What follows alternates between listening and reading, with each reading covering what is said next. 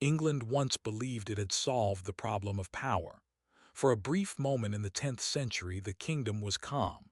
Laws worked, nobles obeyed, violence receded into memory, and then the king died. What followed wasn't war or invasion. It was something far more dangerous. England gave its future to a child and allowed adults to destroy him. His name was Edward. He was crowned king before he could command loyalty. He ruled without real authority, and he died before anyone decided whether he mattered. Edward the Martyr is remembered as a saint, but sainthood came after betrayal, after silence, after England chose convenience over conscience. This is not the story of a great reign. It is the story of how a kingdom learned that peace can rot from the inside. By the end of this video, you will understand why Edward's death changed English politics forever. Not because he was powerful, but because his murder taught England that blood could be hidden and justified. This is the story of the boy king England killed and then prayed over. England in the mid-10th century was something rare in medieval Europe, predictable. Under King Edgar, power was not loud. It didn't need to be. Laws were enforced evenly. Coinage was standardized. Nobles knew their place. The church cooperated with the crown instead of competing against it. Violence didn't disappear, but it was managed, contained, expected. This mattered, because most kingdoms of the time survived through fear. Edgar's England survived through routine. When Edgar died in the year 975, there was no immediate panic, no armies mobilized, no castles burned. To the outside world, England looked stable. But stability without a living architect is fragile. Edgar had not trained a successor to rule the system, only heirs to inherit it. And inheritance is not the same as authority. The question England now faced was deceptively simple. Who should wear the crown?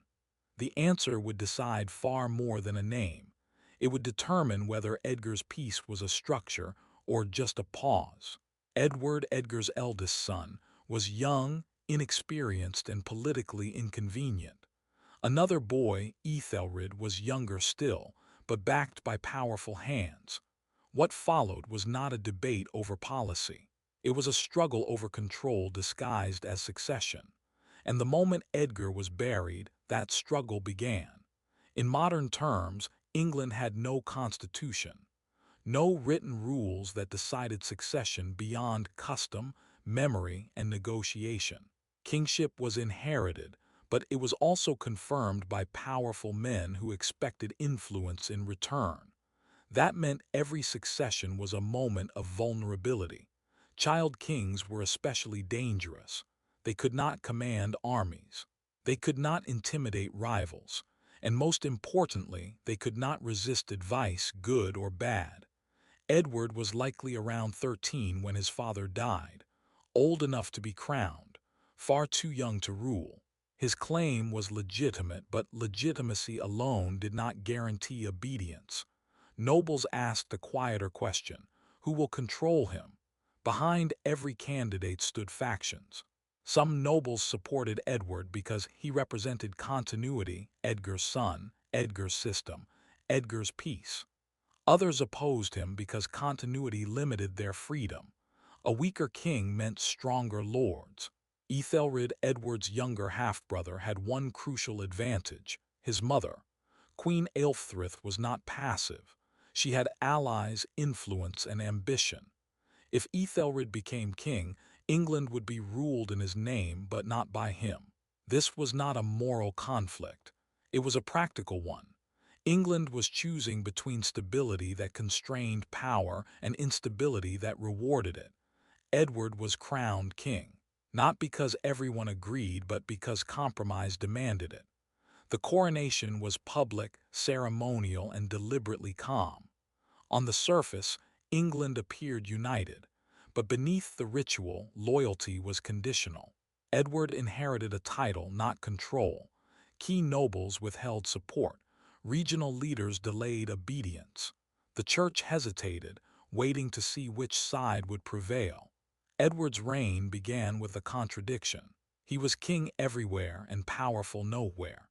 There is no evidence that Edward was cruel, incompetent, or foolish. His problem was simpler. He ruled in a kingdom that no longer believed in restraint. Edgar's authority had worked because it was respected. Edward's authority existed only because it was expected. That difference mattered. Every order required reinforcement. Every decision provoked resistance. Every appearance of weakness encouraged ambition. And Edward was always watched, not as a ruler but as an opportunity. England did not split into chaos overnight. It fractured quietly. Nobles aligned themselves not by ideology but by advantage. Monasteries chose patrons. Bishops chose sides. Old alliances reactivated. At the center stood Edward, young, isolated, and increasingly symbolic. He was supported strongly by monastic reformers who favored Edgar's policies. They wanted order, discipline, and royal oversight.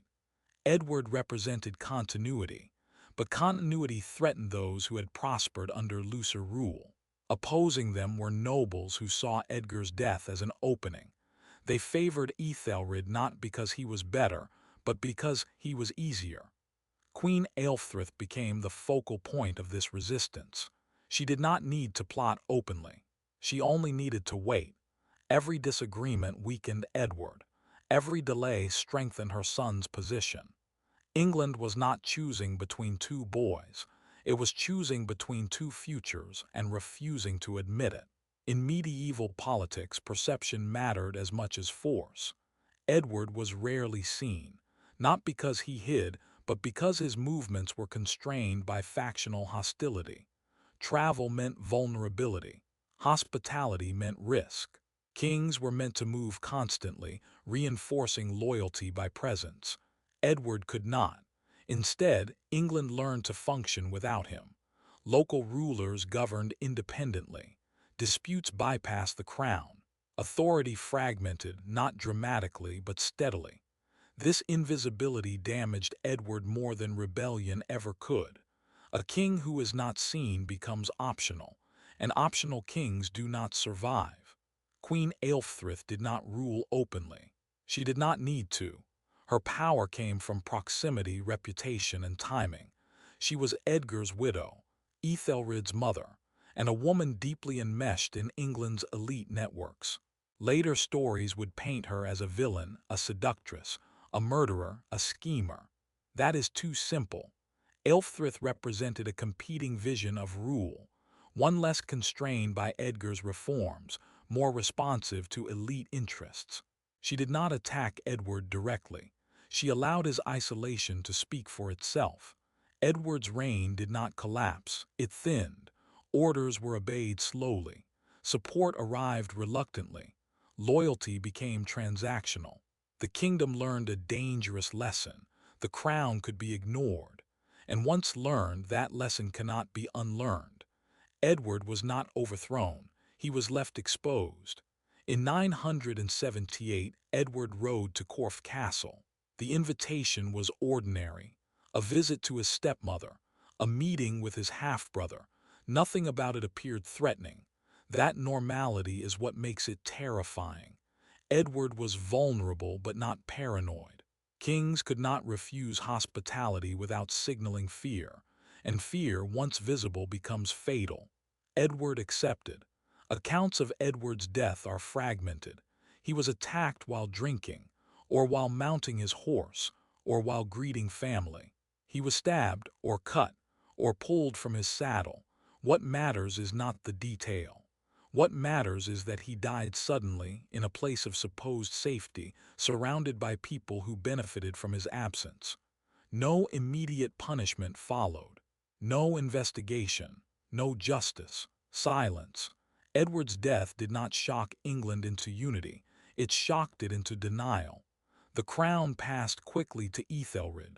Stability was prioritized over truth, order over accountability. Edward's body was buried without ceremony, but guilt has a way of resurfacing. In the years that followed, Edward would be transformed not into a king, but into a martyr. And through that transformation, England attempted to cleanse itself. It would fail. Edward's death created a problem that England did not want to solve. A king had been murdered, not in battle, not by invaders, but inside the royal family's orbit. Acknowledging that fact meant confronting who benefited. And confronting who benefited meant reopening the instability everyone feared. So England chose continuity. Æthelred was crowned quickly. The ceremony was efficient, restrained, almost anxious. There were no public accusations, no trials, no reckoning. This was not ignorance. It was a decision. The political elite understood something fundamental. Stability was fragile and truth was dangerous. To investigate Edward's death risked implicating powerful figures. To punish them risked rebellion. To question the succession risked civil war. So England looked forward. In doing so, it set a precedent far more damaging than murder itself. It taught the kingdom that crimes committed at the top could be absorbed, as long as they preserved order. That lesson would echo for generations. Æthelred was a child, but his crown was already compromised. Everyone understood that Edward's absence made Æthelred's reign possible. Even those who supported him carried quiet unease. A kingdom built on silence is never fully loyal. This mattered because loyalty in medieval England was not abstract. It was personal, conditional, and constantly renegotiated. Æthelred inherited a throne that people obeyed but did not respect, and that distinction is lethal. From the beginning, his authority felt provisional. Nobles complied but watched. Church leaders prayed but hesitated. Alliances hardened instead of relaxing. Edward's death had solved the immediate succession crisis, but it had created a deeper wound. England had learned that legitimacy could be adjusted after the fact. Once that belief takes root, every reign becomes negotiable. The church could not ignore what had happened. It had supported Edward. Many clergy had seen him as the continuation of Edgar's disciplined, reformist rule. His removal was not just political, it was theological. But the church was also pragmatic. Condemning the new king would fracture the kingdom further. Remaining silent would implicate the church itself. So it chose a third path. Edward was not defended in life, but he would be sanctified in death. This was not hypocrisy. It was strategy. By elevating Edward as a martyr, the church could express moral outrage without destabilizing the present regime. Holiness became a substitute for justice, and sanctity, once declared, could reshape memory. Edward's political failure would be forgotten, his weakness erased, his inconvenient reign transformed into a symbol of innocence violated. England would mourn without accusing. Martyrdom is rarely spontaneous. It is constructed. Stories began to circulate. Edward's body, neglected in burial, was said to produce miracles. Light was reported, healing attributed, signs multiplied. Whether these accounts were believed is almost irrelevant. What mattered was their function. They redirected attention from who killed Edward to what Edward meant. Guilt was transformed into reverence. By honoring Edward, England avoided condemning itself. And so the boy king who had never ruled effectively became spiritually powerful in death. This transformation did something subtle and dangerous. It allowed the kingdom to absolve itself without changing its behavior. As Edward's cult grew, his reign shrank. Details disappeared, complexity flattened, politics dissolved into morality. Edward became the innocent king. Æthelred became simply the next king. The transition was cleansed of blood. This mattered because political memory shapes future behavior. England learned that legitimacy could be repaired retroactively, not through accountability, but through narrative. And narratives, once accepted, become tools. The kingdom had not punished betrayal. It had ritualized it. Æthelred grew up inside this silence. He was king, but he knew the truth was unresolved. He ruled a court trained to avoid confrontation and reward discretion over courage. This shaped his instincts. When threatened, Æthelred would hesitate. When pressured, he would seek compromise. When faced with danger, he would choose delay. These were not personal flaws. They were learned behaviors, survival tactics inherited from a kingdom that feared disruption more than decay. Edward's death did not harden England. It softened it, and softness invites force. The most dangerous consequence of Edward's murder was not violence, it was avoidance. England had looked away once and survived. That success would shape every future crisis. Better to negotiate than confront. Better to pay than fight. Better to delay than decide. These instincts would soon be tested, and they would fail. For a time, England seemed calm again. Æthelred ruled, the church prayed, nobles negotiated. Life continued, but this was not Edgar's peace. It was peace maintained by avoidance. And avoidance only works until it doesn't. Beyond England's shores, forces were gathering that would not respect silence. Edward's death taught England a lesson it would never forget and never unlearn. Power could be preserved without justice. Legitimacy could survive without truth, and peace could exist without trust. These were dangerous ideas. They made future disasters inevitable, not because England was weak, but because it had chosen comfort over clarity.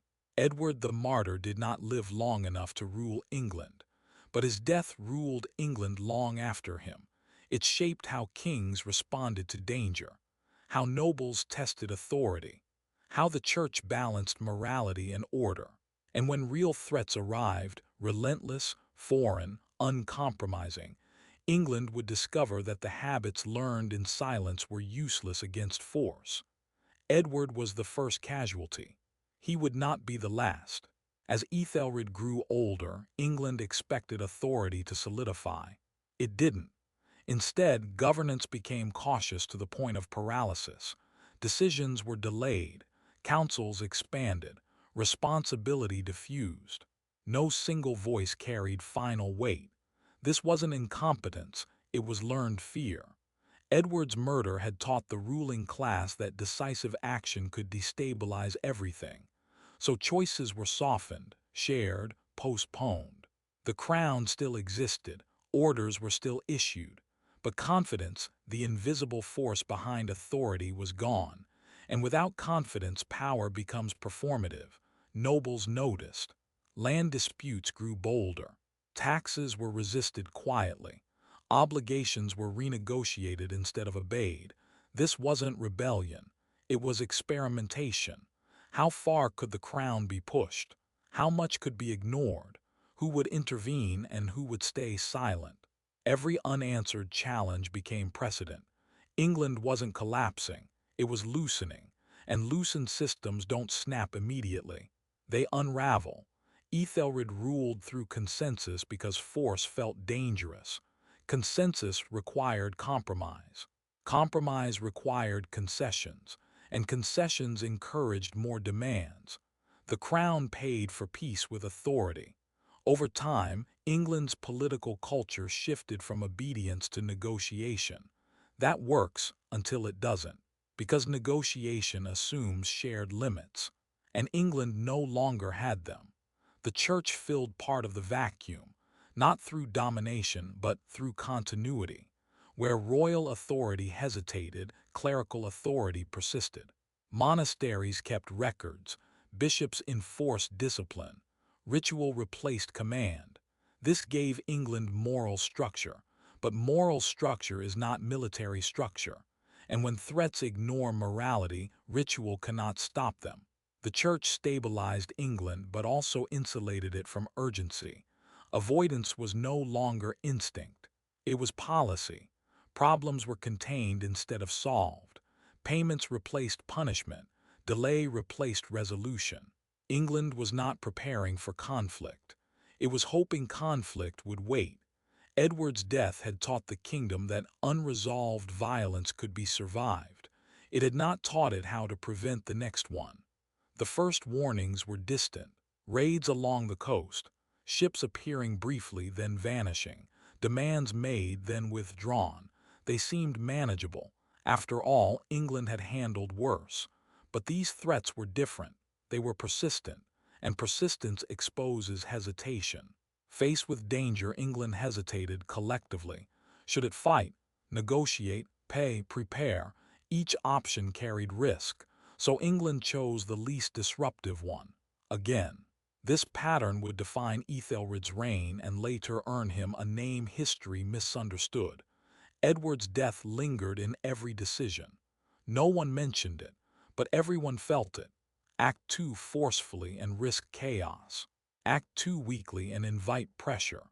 The crown balanced on fear of its own history. From a distance, England still looked stable. That illusion mattered until it collapsed, because stability built on avoidance cannot withstand insistence. And the forces approaching England were insistent. By choosing silence after Edward's death, England had set a trap for itself. Every future crisis would be answered the same way, cautiously, quietly, and too late.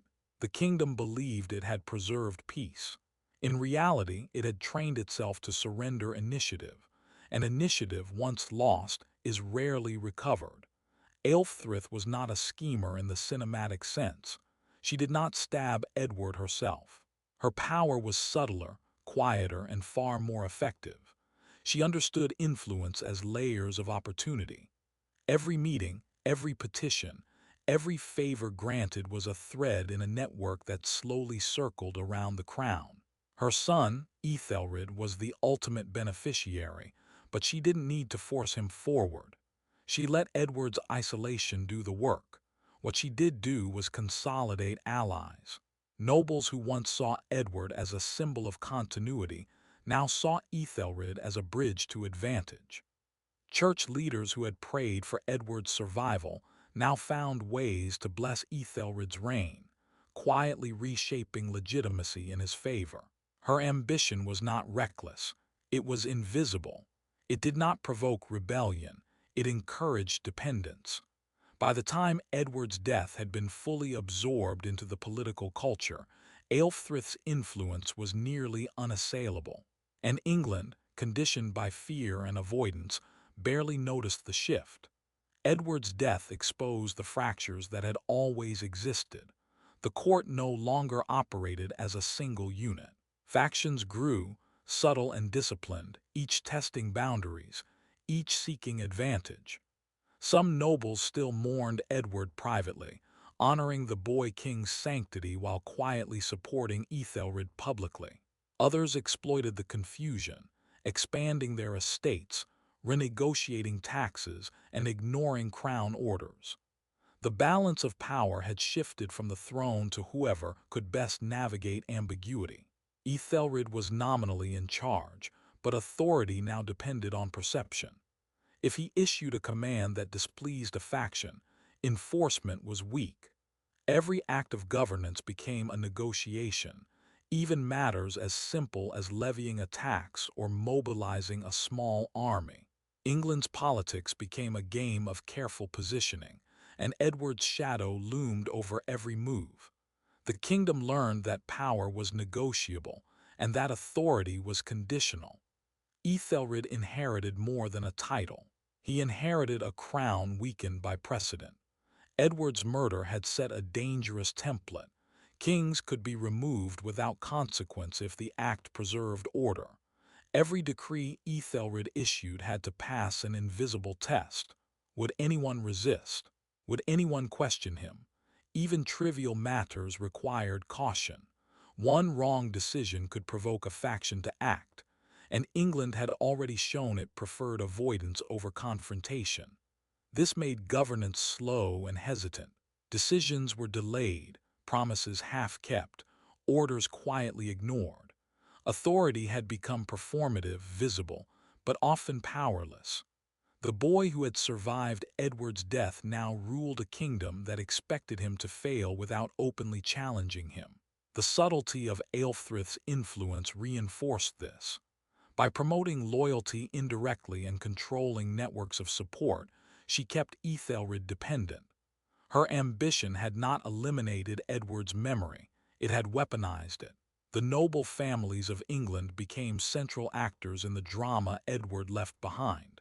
Their influence had always existed, but after his death, it became decisive.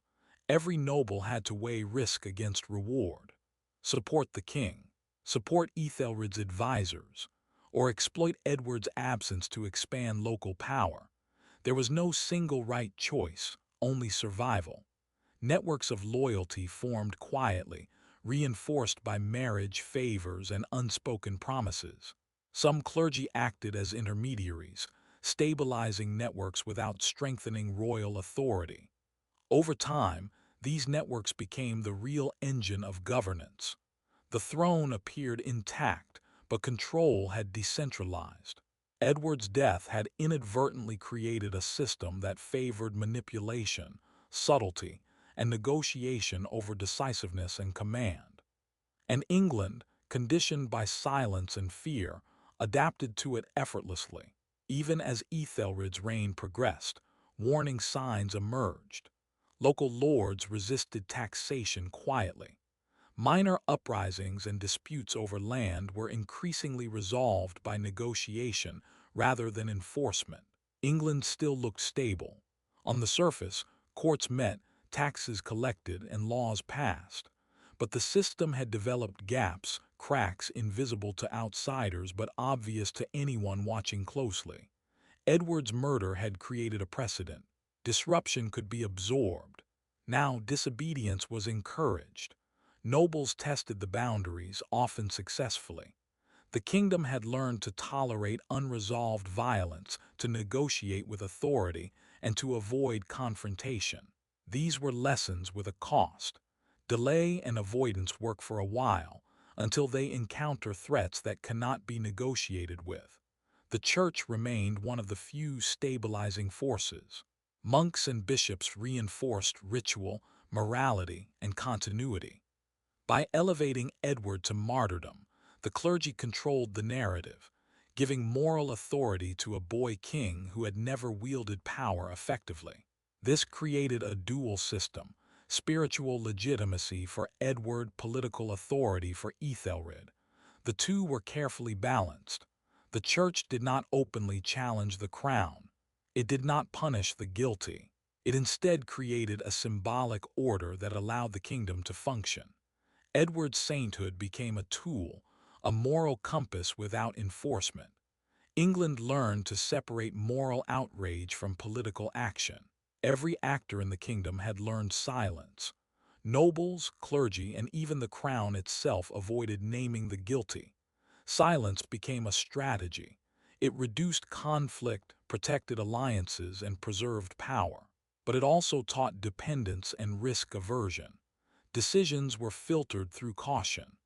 Actions were measured against precedent. And Edward's death was the ultimate precedent, a warning of what happens when authority is confronted directly. Æthelred's reign became a study in strategic silence. Every choice balanced fear, reward, and appearance. Leadership was less about action than about avoiding disruption. The kingdom absorbed a crucial lesson.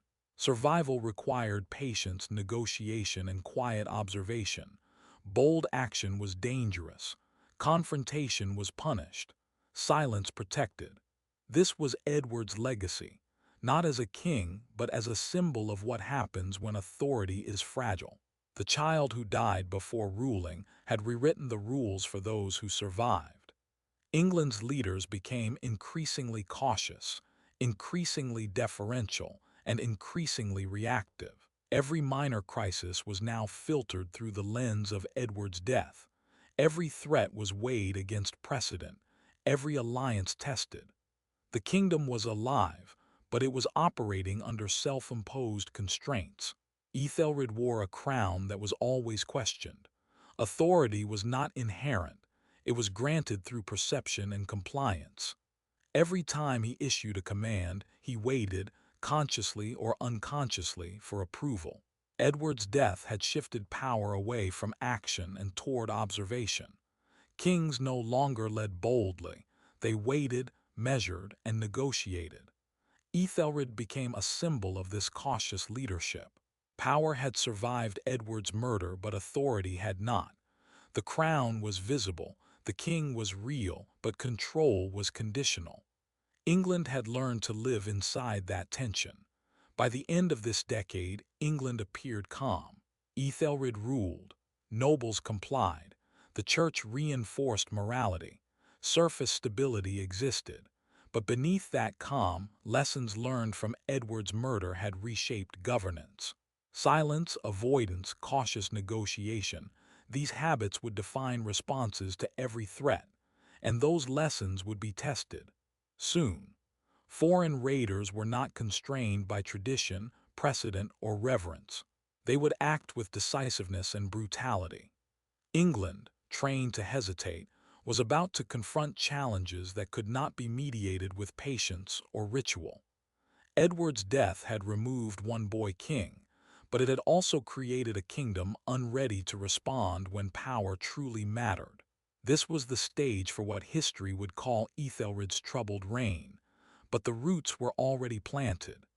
They were sown in fear, silence, and the quiet ambition of those who survived Edward's murder. By the early 980s, Æthelred was approaching his teenage years, still inexperienced but expected to rule. England's calm, carefully maintained after Edward's death, began to fray at the edges. The first Viking raids arrived quietly, not overwhelming armies but small bands testing defenses along the coast. They were fast, ruthless, and unpredictable, a new kind of threat England had not faced in decades. Æthelred's advisors debated responses. Should they fight, negotiate, pay tribute? Every option carried risk. Every choice had precedent, and every precedent reminded the kingdom of Edward's death. Bold action might destabilize fragile loyalty. Hesitation might encourage repeated attacks. This tension defined Æthelred's early reign. The crown existed, but power was measured, mediated, and provisional. Authority had been weakened by prior events, and now the kingdom faced an enemy that did not respect negotiation, silence, or moral precedent. Edward's shadow remained. The lessons learned from his murder, caution, avoidance, and strategic silence, would dictate the king's response long before strategy or intelligence could. These first raids were probing attacks. Villages along the eastern coast were raided, crops stolen, livestock taken, and inhabitants terrorized. England's local lords were the first responders. They mobilized militias, but often hesitated to commit fully without the crown's approval. Orders were slow to reach, and delays proved costly. Æthelred, conditioned by Edward's death and his mother's cautious influence, prioritized negotiation over confrontation. Some advisors recommended paying tribute, a familiar tactic that had been used against Viking raiders in the past. Others urged military response. The debate reflected England's internal caution more than strategic foresight. These raids, while small, exposed weaknesses in governance. Command had become hesitant, enforcement uneven. England's early lessons from Edward's murder, the primacy of perception over decisive action, now threatened to allow external forces to dictate policy. Tribute payments, known later as Danegeld, were discussed almost immediately. Paying would avoid immediate violence. Refusing might provoke escalation. Here, the legacy of Edward's murder became evident. England had learned to prioritize surface stability over decisive justice. Now, that lesson applied to external threats. Paying the Vikings might prevent short-term destruction, but it reinforced a dangerous principle. Power could be bought off. Boldness had been discouraged internally. Now, hesitation had external consequences. Æthelred's advisors, aware of his youth and lack of authority, pushed for compromise. The king acquiesced. England avoided immediate destruction, but the message was clear.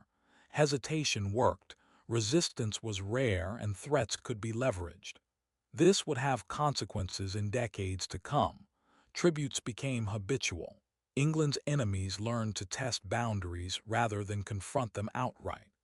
The boy king inherited not just a crown, but a kingdom conditioned to yield. Military response was limited. Local militias gathered slowly. Nobles hesitated to commit troops far from their estates.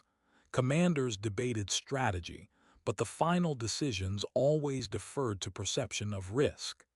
Edward's murder taught them caution, and now that caution slowed action against invaders. England's defenses were present but reactive rather than proactive. The kingdom's survival relied on timing, not force. This fragility was subtle. From a distance, England appeared functional. Taxes collected. Lords paid homage. Churches prayed. Life continued. But the kingdom had become reactive, not strategic. Every decision was filtered through fear of miscalculation, a lesson learned in silence decades earlier.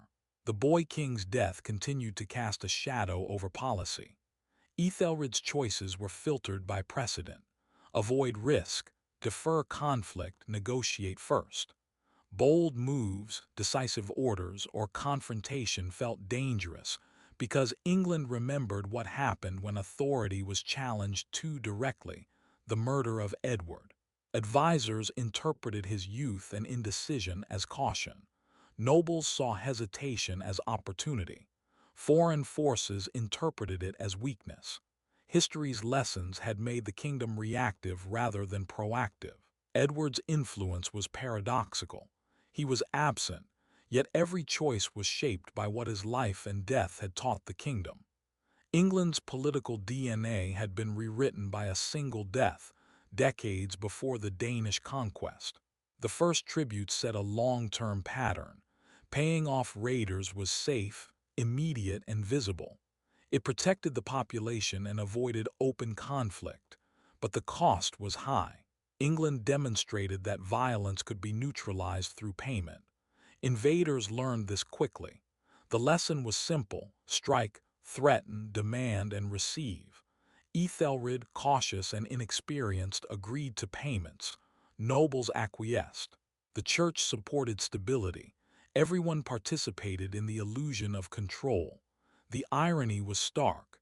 Edward's death had taught England to prioritize perception over action. Now that lesson applied externally. The kingdom's greatest enemy was no longer just the Vikings. It was its own political caution. Even as tribute payments prevented immediate disaster, England faced internal strain.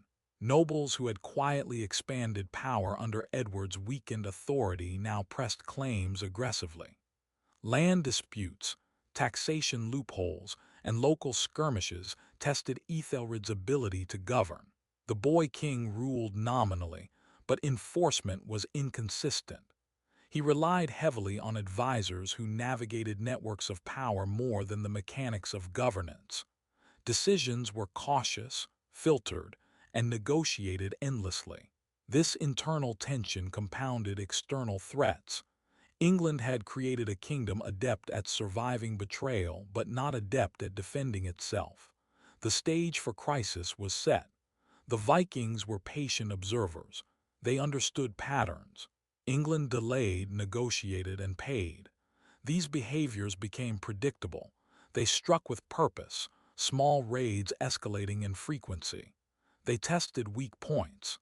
England responded reactively, reinforcing the lesson Edward's death had already taught the kingdom: hesitation worked. This was the beginning of a dangerous cycle. England's internal lessons about authority and caution were now influencing external survival. Every hesitant decision encouraged more audacious threats. Æthelred's role was increasingly symbolic. He observed, deliberated, and deferred. Decisions were passed through advisors. Orders were cautious. Each choice weighed against precedent, each action measured in its consequences. Edward's death had created a kingdom that rewarded hesitation. Æthelred internalized that lesson. He avoided risk. He avoided confrontation. He avoided committing decisively. The crown remained visible. Authority remained performative. But the kingdom's ability to respond to threat was eroding quietly, steadily, invisibly. The boy king who had survived Edward's death now ruled under its shadow. His caution was both his survival mechanism and the kingdom's Achilles heel. By the end of this decade, England had survived Edward's death, internal factionalism, and small-scale Viking raids. But it had done so at a cost. Authority was weakened. Nobles had grown bold. External threats had learned patterns. The kingdom's political culture, shaped by Edward's murder, favored avoidance over decisive action. Æthelred had inherited a crown without confidence. He ruled cautiously, deliberately, but never forcefully. Every decision carried implicit warning: act boldly and risk chaos, act slowly and risk challenge. The stage was set for larger, more destructive incursions. England had survived through silence, negotiation, and tribute. But now, those strategies would be tested in ways that Edward's death had foreshadowed but not prevented. The boy king's murder had created a kingdom that could survive minor crises, but struggled to respond to existential ones. The next decade would demand choices that the kingdom was not prepared to make. By the late 980s, the Viking threat escalated. Small raids had evolved into coordinated attacks along England's eastern and southern coasts. Villages were burned, livestock taken, and coastal towns terrorized. Æthelred faced a choice. Should he confront the raiders militarily or negotiate? Every advisor had an opinion, but all were filtered through a single guiding principle: caution. Edward's murder had made the kingdom deeply risk-averse. Boldness had been punished, hesitation rewarded. The king chose negotiation. Tributes were offered. Local forces mobilized, but only to a limited degree. England avoided total disaster, but at the cost of signaling weakness. The Vikings noticed. They learned that fear and caution could be exploited. Edward's shadow remained pervasive. Every strategic decision was haunted by the precedent of a boy king betrayed from within. Caution was both Æthelred's instinct and his inherited strategy. The stage was set. England had survived by paying, by waiting, and by avoiding confrontation. But this approach would soon be tested by raids far more audacious than any before. The term Danegeld would later define Æthelred's reign, though at this point it was simply a pragmatic solution: pay the invaders to leave. The first payments were substantial. Gold and silver flowed from royal treasuries and local collections to Viking leaders.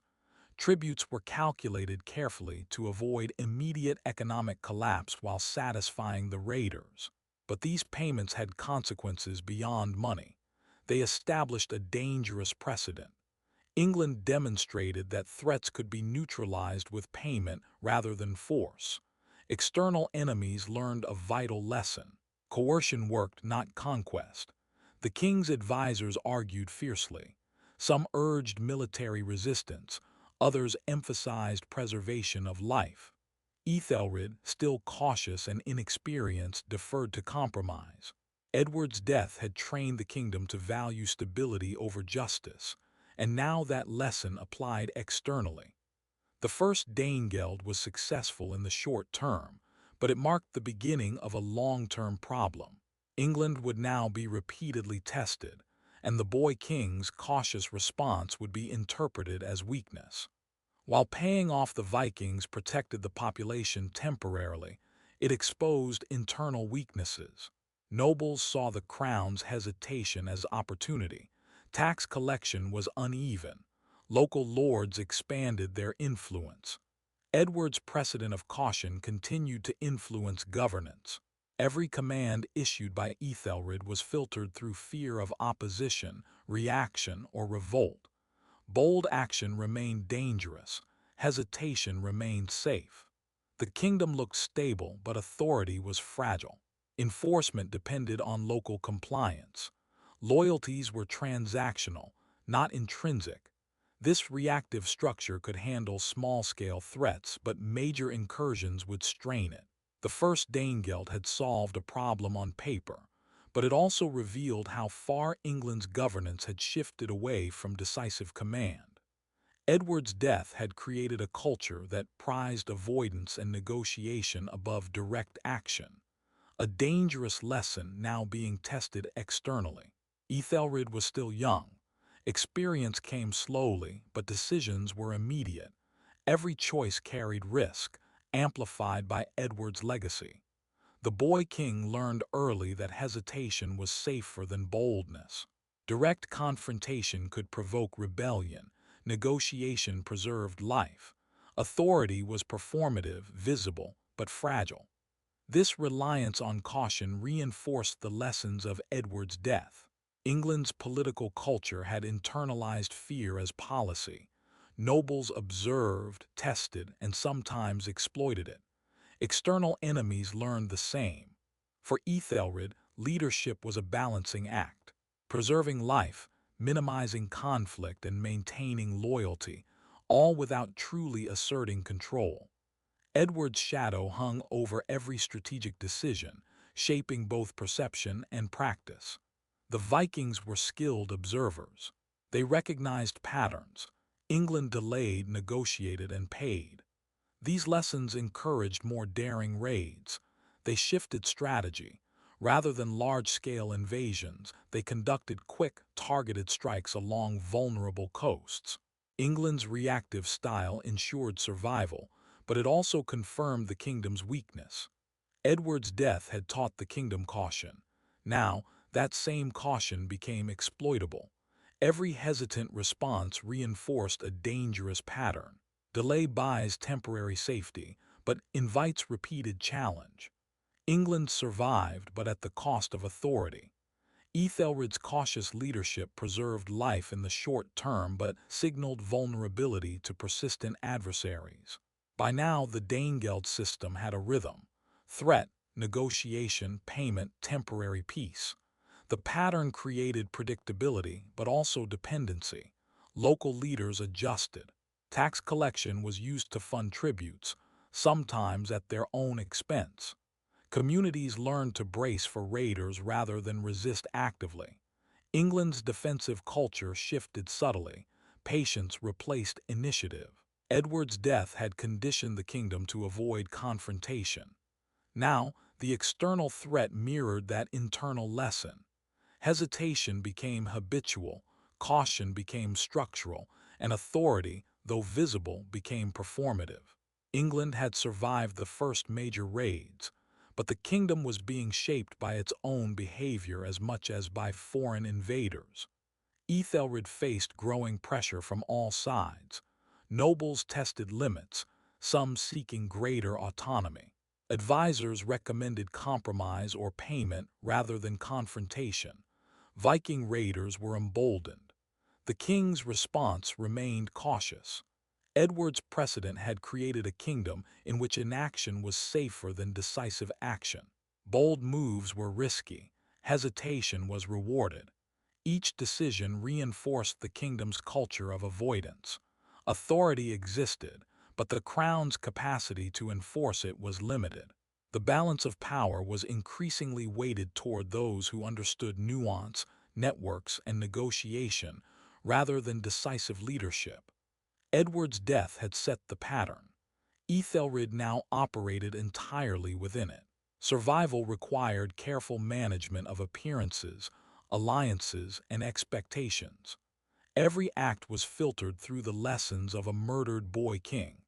To compensate for reactive leadership, England attempted preparation. Fortifications were strengthened, militias trained, and coastal lookouts established. These measures created a semblance of security, but they did not address the deeper problem: the kingdom's hesitation. Edward's death had taught the elite to avoid decisive action. These preparations were defensive, cautious, and reactive, rather than strategic. Every raid tested this system. Every payment reinforced the pattern. England survived, but the cost was long-term vulnerability. Authority and decisiveness were eroding, replaced by negotiation, tribute, and reactive measures. The first Danegeld payments were more than financial transactions. They were political lessons. Æthelred learned early that compromise preserved life, negotiation prevented immediate destruction, and caution avoided rebellion. But these lessons had unintended consequences. England's enemies interpreted hesitation as weakness. Nobles saw it as opportunity. Authority was now conditional. Edward's death had taught England to value stability over courage. Now that lesson was being externalized against the kingdom itself. The boy king's first real crises revealed the limitations of inherited caution. Survival required strategic patience, but victory required boldness, a trait England had unlearned. By the end of this arc, a clear pattern had emerged. Viking threats were met with payment, delay, and negotiation. Nobles leveraged caution for advantage. The crown existed visibly but exercised authority conditionally. Edward's death remained the silent teacher. Hesitation, avoidance, and cautious governance had been encoded into England's political DNA. Æthelred ruled not through decisive action but through careful management of perception. The kingdom survived. Lives were spared. But a long-term vulnerability was entrenched. England had learned to preserve stability at the expense of strength. The stage was set for larger, more destructive crises, challenges that could not be negotiated or paid off. The boy king who inherited Edward's legacy had stabilized the kingdom in the short term, but the lessons of murder, caution, and avoidance now dictated responses to external threats. Authority was visible, power was conditional, and the kingdom's ability to act decisively was steadily eroding. By the 990s, Viking raids intensified. What had begun as small, probing attacks became more coordinated and frequent. Coastal villages along East Anglia, Northumbria, and Wessex faced repeated incursions. Æthelred's advisors urged caution. Military engagement risked heavy losses, while negotiation and tribute seemed safer. Edward's shadow loomed over every choice. Bold action could provoke, hesitation could invite danger. England's political culture had internalized fear as policy, and now external forces were exploiting it. Each raid reinforced patterns of reaction. The king's decisions were measured, careful, deliberate. Tributes were calculated to pacify raiders, while local lords strengthened defenses in small increments. Immediate survival was achieved, but the kingdom's authority eroded with each payment. Edward's death had taught England to prioritize stability over justice. Now, those lessons were being tested by invaders who neither respected tradition nor moral precedent. Hesitation worked for survival, but at a growing cost. Every successful raid increased the expectation that England could be pressured repeatedly. The first payments had solved temporary problems. The second, third, and fourth payments created a system. This was the origin of the Danegeld. England's political DNA, shaped by Edward's murder, reinforced cautious governance. Now, external threats were factored into the kingdom's economy. Payment became predictable.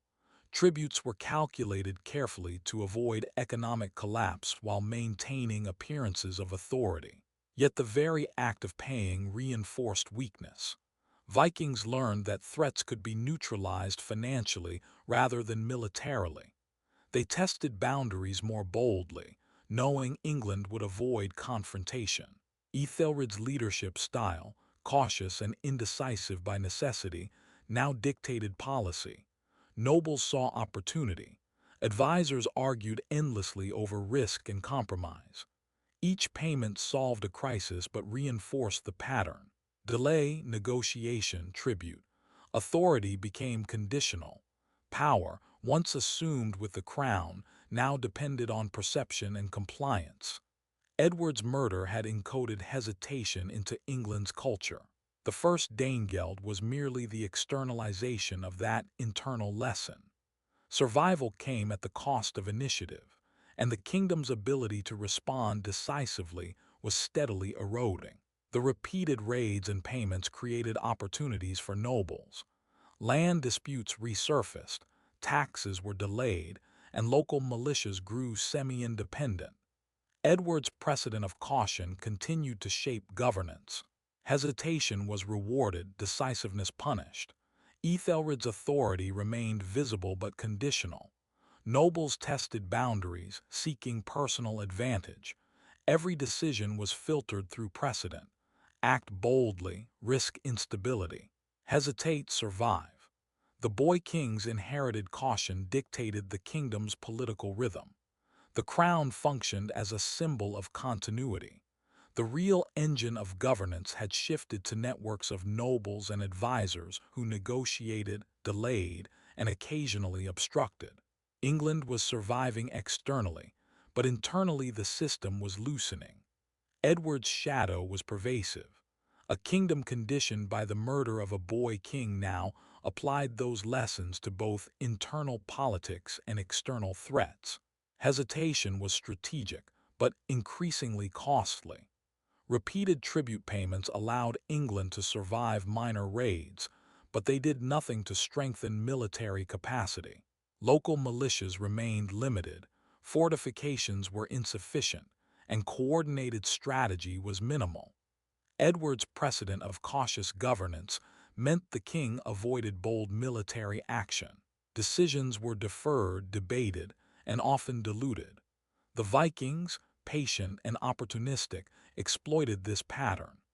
England's reactive posture allowed small-scale raids to escalate into larger operations. Æthelred was learning that survival required compromise, but he also discovered that compromise came at a hidden cost. Authority was symbolic, effectiveness limited.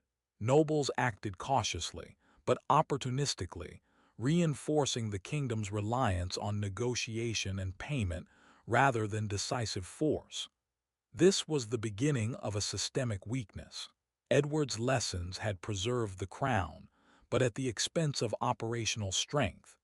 England could survive minor crises, but repeated pressure was eroding the kingdom's resilience. In 991, a significant raid struck along the Thames estuary. Viking forces attacked towns, burned property, and captured resources. England's reactive system struggled to coordinate a timely defense. Æthelred authorized payment rather than confrontation. The Danegeld was substantial. The immediate crisis was resolved, but the kingdom had demonstrated vulnerability. Vikings recognized that intimidation and quick strikes yielded reward. England had survived, but not through strength, through negotiation and calculated compromise. Edward's death had created a political culture where caution dominated. Bold action was dangerous, hesitation was safe. Now, external forces were exploiting that culture. The kingdom's authority was fragile, operational strength limited, and dependence on perception increased. The boy king's murder had created a kingdom that prioritized survival over power. Æthelred's cautious approach maintained stability temporarily, but set the stage for more audacious attacks. England's future challenges would be shaped not only by Viking skill, but also by internalized lessons from a long-dead predecessor. Following the raid, a treaty was negotiated. Viking leaders agreed to withdraw in exchange for gold. The Danegeld became formalized as a policy, paying invaders to maintain peace. This treaty protected life and property in the short term, but reinforced dangerous patterns. External forces now understood that England's crown was willing to negotiate under pressure. Hesitation, rooted in lessons from Edward's death, had become a structural feature of governance. Æthelred's advisors applauded the preservation of life and temporary stability, but the cost was long-term authority. Nobles quietly adjusted to the new reality, asserting influence where the crown's enforcement was weak. England had survived, but the system had been subtly redefined. The king could avoid immediate conflict, but his power to impose decisive action was constrained. Edward's legacy remained silent but influential. His murder had instilled caution and avoidance into the kingdom's political DNA, now applied to survival against external threats. While tribute payments placated the Vikings, England's internal cohesion was weakening. Nobles took advantage of limited enforcement to expand estates and influence. Local disputes escalated. Taxes were unevenly collected. Edward's precedent of caution guided responses. Act boldly, risk rebellion. Act cautiously, survive. Hesitation had become structural. Æthelred's cautious leadership reinforced it, while the crown's authority was increasingly symbolic. The kingdom survived, but systemic fragility increased. Operational strength lagged. Authority depended on perception and compliance. Every crisis revealed the limitations of a political culture trained to prioritize survival over initiative. Edward's shadow persisted. The murder of a boy king decades earlier continued to shape decision-making in ways that would influence the outcome of every major crisis that followed. England's cautious governance preserved life temporarily, but created conditions for repeated external exploitation. Æthelred's reputation was being defined by the first Danegeld and reactive governance. External enemies saw caution as weakness. Internal actors saw opportunity. Every choice reinforced the kingdom's reliance on negotiation, tribute, and avoidance. Edward's death remained a silent guide. Caution and delay were safer than boldness. Authority was performative. Nobles learned to navigate perception. The crown learned to manage appearance. Life was preserved, but power was conditional. The first decade of Viking pressure had revealed that England's culture, shaped by Edward's murder, was insufficient for decisive defense. Immediate survival was possible.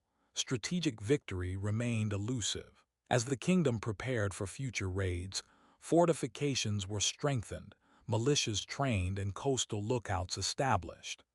England attempted to appear ready, but preparation was cautious, reactive, and incremental. Bold strategy remained absent. Edward's legacy had created a culture of hesitation. Each defensive measure was filtered through precedent. Act decisively, risk revolt. Act slowly, survive. The kingdom's survival strategy relied more on perception and negotiation than on operational strength. The Vikings, patient and observant, were learning this lesson. Repeated raids were now being planned, timed, and executed based on England's predictable caution. The pattern was set. By the end of this arc, the pattern was unmistakable. Viking raids were frequent. Danegeld payments were routine. Nobles tested limits. Æthelred's authority was visible but conditional. England survived, but strength was eroding. Edward's murder had created a kingdom trained to avoid confrontation. Hesitation, caution, and negotiation dominated policy. Boldness was rare. Survival was prioritized. The crown remained a symbol. Real power shifted to networks of nobles and advisors. External threats exploited this culture. Internal actors learned its limits. Authority depended on perception, compliance, and careful navigation of risk. England was functioning, but structurally weakened. The first decade of Viking pressure had revealed the consequences of a kingdom shaped by a boy king's murder. Immediate survival was achieved, but the lessons of caution would soon collide with larger, more destructive threats.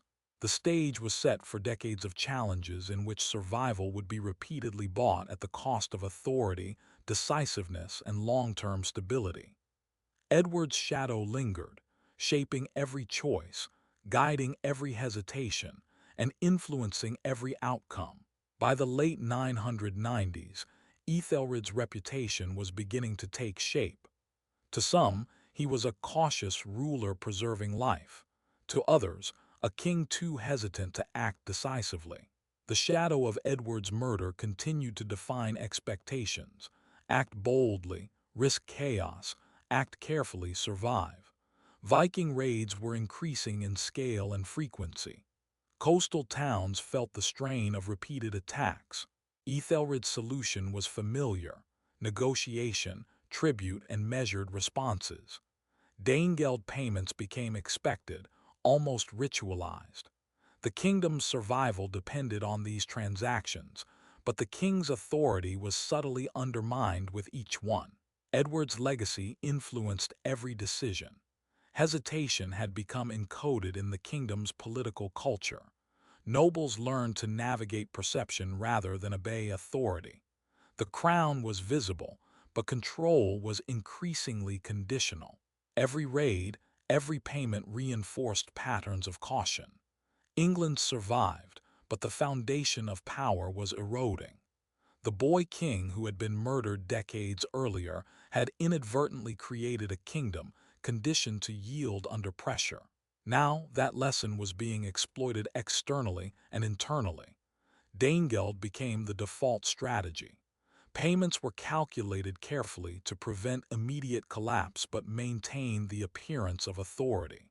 Gold flowed from royal treasuries and local taxes to Viking leaders, temporarily pacifying raiders. But the consequences were subtle and cumulative.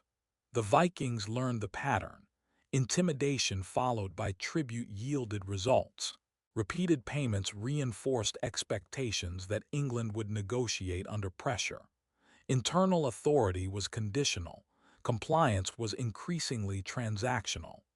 Æthelred's leadership style, cautious, measured, reactive, solidified the kingdom's dependency on negotiation. Nobles leveraged caution for personal advantage, sometimes subtly undermining royal commands. Edward's precedent of fear and avoidance was now deeply entrenched, shaping both governance and diplomacy. The kingdom survived externally, but each payment chipped away at operational authority. England functioned, but its capacity to resist decisively was diminishing.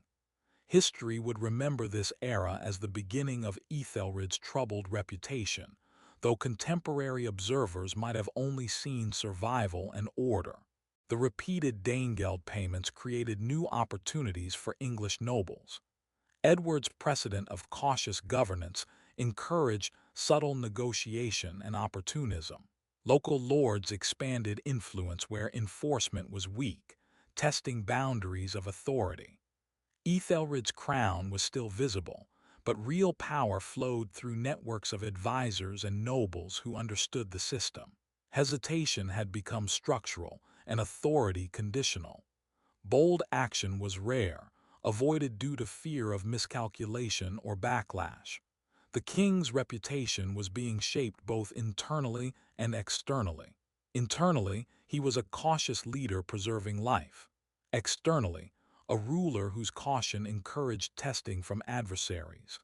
Every decision was influenced by Edward's shadow, a reminder that disruption could be fatal. England's survival depended on negotiation and compromise, but operational effectiveness lagged behind appearances. The kingdom had learned to prioritize caution over initiative, a lesson now being exploited at every level of governance and military response. Viking raiders were not just opportunists, they were observers. They studied England's responses, learned its patterns, and timed their raids to exploit predictable behavior. Hesitation and negotiation became signals of vulnerability. Æthelred's cautious policies, inherited from lessons of Edward's murder, had unintentionally trained the enemy. Every Danegeld payment and delayed decision communicated a clear message. Threats could be neutralized with negotiation, and forceful resistance was unlikely. This dynamic reshaped England's defensive posture. Militias mobilized slowly, fortifications were reinforced incrementally, and councils debated endlessly before acting. The kingdom appeared stable, but reactive rather than strategic. The shadow of Edward's death continued to shape governance, making decisive military action risky in perception, even when necessary in reality. The stage was set for more aggressive raids. England's leaders understood the threat intellectually, but the lessons of internal caution constrained their responses. Survival had been encoded into policy, but strength was eroding. Edward's legacy was not one of power, but of procedural caution that left the kingdom vulnerable to a new kind of threat. Æthelred's leadership was defined by strategic hesitation. Bold actions carried risk. Delayed actions preserved life. This approach had its origins in Edward's murder decades earlier, a precedent that rewarded caution. The first decade of Viking raids reinforced this behavior. Councils debated endlessly, tributes were calculated meticulously, and local militias responded slowly. Hesitation became a tool, a policy, and a habit. While it preserved the kingdom in the short term, it also trained both internal and external actors. Nobles leveraged the crown's cautious approach for influence. Vikings learned that intimidation yielded payment. The kingdom's authority was increasingly conditional. Edward's shadow had become operational. Hesitation was no longer instinctive. It was encoded into governance. Survival depended on perception and negotiation rather than force, and this approach would define Æthelred's early reputation and the kingdom's vulnerabilities for decades to come. As repeated raids and payments continued, internal pressures intensified. Nobles tested limits, sometimes delaying or diverting taxes, expanding local authority quietly. Edward's precedent of caution continued to guide behavior. Act boldly, risk instability. Act carefully, survive. Æthelred's cautious response encouraged dependence on negotiation and tribute rather than decisive action. Authority became performative, visible but conditional. The kingdom's appearance of stability masked systemic fragility. Edward's death had shaped the political DNA. Hesitation, avoidance, and survival prioritized over initiative and enforcement. England's internal cohesion was strained by repeated external pressures, and the crown's ability to command obedience without negotiation was steadily eroding. The stage was set for larger, more destructive threats.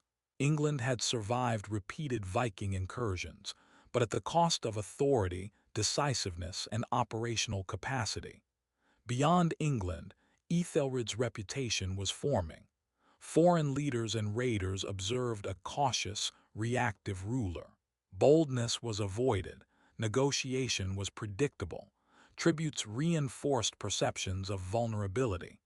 Edward's shadow continued to influence domestic and foreign perception. Decisions were filtered through fear of instability, not strategic initiative. This cautious style preserved life but encouraged repeated testing from adversaries. England survived, but external actors learned that calculated intimidation and persistence could yield results. The kingdom's long-term resilience was compromised even as immediate survival was maintained. Edward's murder had created a culture of avoidance, now tested by Viking persistence. Repeated tribute payments institutionalized Danegeld as policy. Payment became expected, calculated, and procedural. Short-term survival was achieved, but authority weakened incrementally. Nobles and advisors adjusted to this reality. Compliance was transactional. Edward's precedent of cautious governance was now codified into practice. Hesitation was no longer instinctive, it was structural. Vikings interpreted patterns correctly. Threats were met with payment, not resistance. England's cautious approach reinforced the behavior it sought to avoid: external exploitation. Edward's legacy, though centuries earlier, was operational. Hesitation and avoidance dictated policy, internal cohesion, and external perception. The kingdom survived, but at a cost to decisiveness, authority, and long-term security. Every decision Æthelred made was influenced by the past. Edward's murder had created a culture of fear and caution. Councils debated endlessly. Payments were prioritized over action. Boldness was avoided.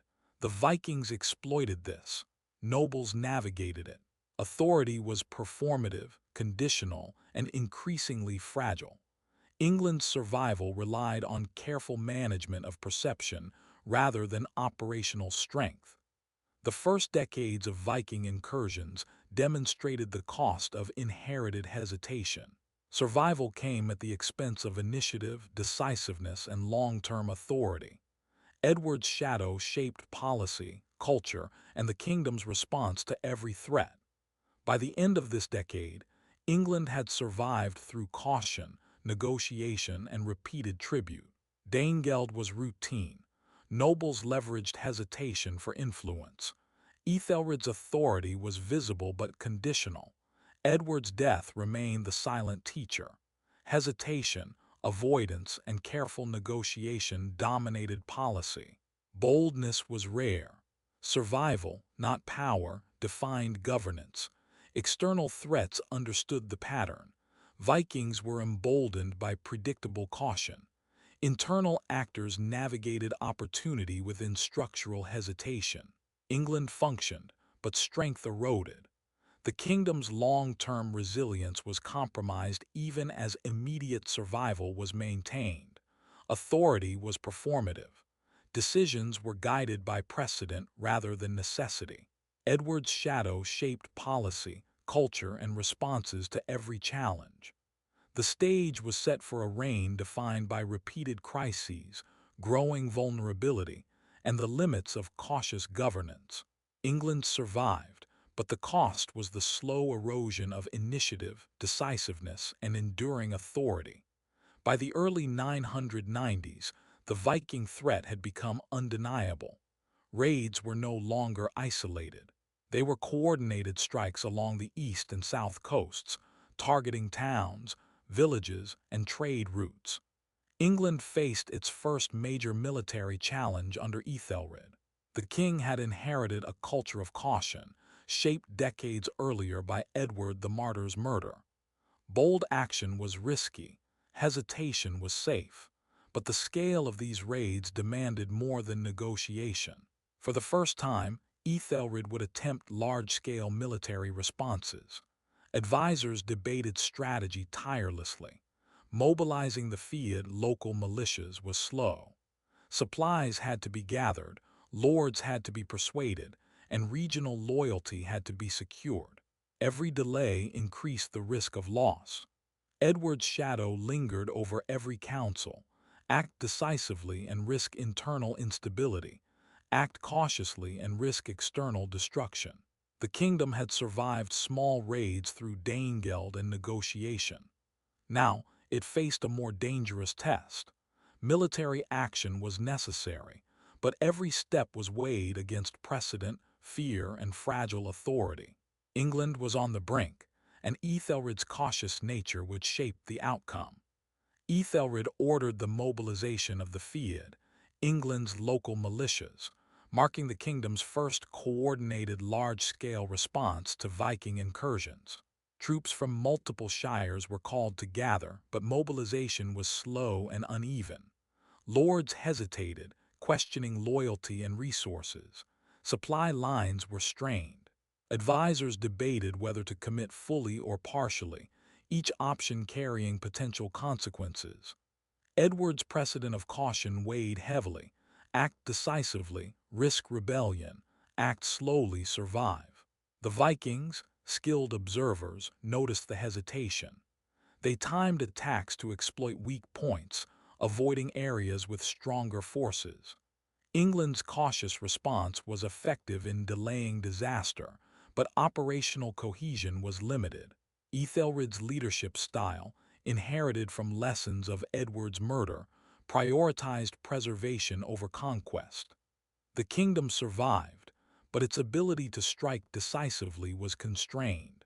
Each action was measured, filtered through fear, precedent, and political calculation. This moment marked a turning point. England's first attempt at coordinated military response revealed both the necessity and the limitations of a cautious king. Survival came at the cost of operational decisiveness. In 991, Viking forces attacked near Sandwich, Kent. Æthelred's assembled Fiad met them in battle. It was the kingdom's first significant confrontation under his reign. The engagement was chaotic. England's forces were hastily coordinated, militia training uneven, and command fractured across multiple leaders. Edward's shadow again influenced the king's decisions. Caution dictated restraint, limiting offensive options. The Vikings, disciplined and experienced, exploited gaps in English lines. The battle revealed both bravery and inefficiency. Æthelred survived the engagement intact, but England's ability to repel determined attackers was exposed. This clash highlighted the consequences of a political culture shaped by avoidance and hesitation. The kingdom had survived raids and minor attacks, but large-scale threats demanded decisive leadership, a trait the boy king's murder had inadvertently suppressed in English governance. The immediate crisis passed with losses on both sides. England remained nominally intact, but the limitations of cautious leadership became increasingly clear. Survival required compromise, negotiation, and tribute, reinforcing the patterns of reactive governance established decades earlier. After the battle, Æthelred authorized another Danegeld payment to secure temporary peace. The treasury was strained, local taxes collected under pressure, and the kingdom's economy felt the weight of repeated tribute. While life was preserved, the message was clear. England could be coerced. Repeated payments reinforced expectations among Vikings and internal actors alike. Edward's shadow loomed large. Hesitation, avoidance, and negotiation had become structural policies, now codified by necessity. Nobles leveraged caution to expand influence quietly. Local militias remained semi-independent. Authority depended more on compliance than obedience. Survival was prioritized over strength. The Danegeld temporarily pacified the Vikings, but long-term consequences were emerging. England was now locked into a cycle: threat, payment, temporary peace, vulnerability. Each step reinforced the pattern of conditional authority established in the wake of Edward's murder. This system would define Æthelred's reign, a kingdom surviving by negotiation and tribute, struggling to project decisive power, and increasingly vulnerable to repeated exploitation. While Viking threats were momentarily contained, internal tensions grew. Nobles tested the crown, exploiting weak enforcement and cautious leadership. Land disputes resurfaced. Tax collection was uneven. Regional lords expanded influence subtly but aggressively. Edward's precedent of caution guided responses. Bold action risked rebellion. Hesitation ensured survival. Æthelred's decisions reflected this dynamic. Each step prioritized safety, perception, and the avoidance of internal instability. The crown's authority became increasingly symbolic. Actual power flowed through networks of nobles and advisors who navigated fear, negotiation, and conditional compliance. England survived externally, but internally it was strained. Vikings observed and adapted. Repeated Danegeld payments reinforced expectations, and the kingdom's limitations became clear. The first decade of major raids had transitioned into a period of systemic vulnerability, encoded into governance by the lessons of Edward's murder. Every large-scale military response taught Æthelred the cost of caution. Hesitation preserved life, avoided rebellion, and bought time, but each delay revealed operational weakness. Edward's murder decades earlier had created a kingdom where bold action was risky and delay was rewarded. The pattern was clear. Survival came at the cost of decisiveness. Internal actors navigated opportunity. External actors tested boundaries. Even in battle, Æthelred's strategic choices reflected a deep-seated aversion to risk. Militia coordination was cautious. Offensive maneuvers were restrained. Survival was prioritized over tactical victory. The kingdom's operational weakness became evident. Repeated Danegeld payments preserved peace temporarily, but reinforced the perception of conditional authority. England's ability to act decisively had been systematically eroded by a culture of cautious governance inherited from Edward's reign. Vikings adapted quickly. They observed English hesitation, calculated payments, and exploited structural weaknesses. Smaller raids became more frequent. Larger attacks were carefully timed to maximize leverage. Danegeld was now a known and expected policy. Tributes temporarily secured peace but communicated vulnerability. Edward's legacy, caution over boldness, had become a template for governance and diplomacy alike. Æthelred's cautious nature, reinforced by precedent, encouraged this cycle. Nobles observed, tested, and maneuvered. Authority was visible but conditional. England survived, but resilience was declining.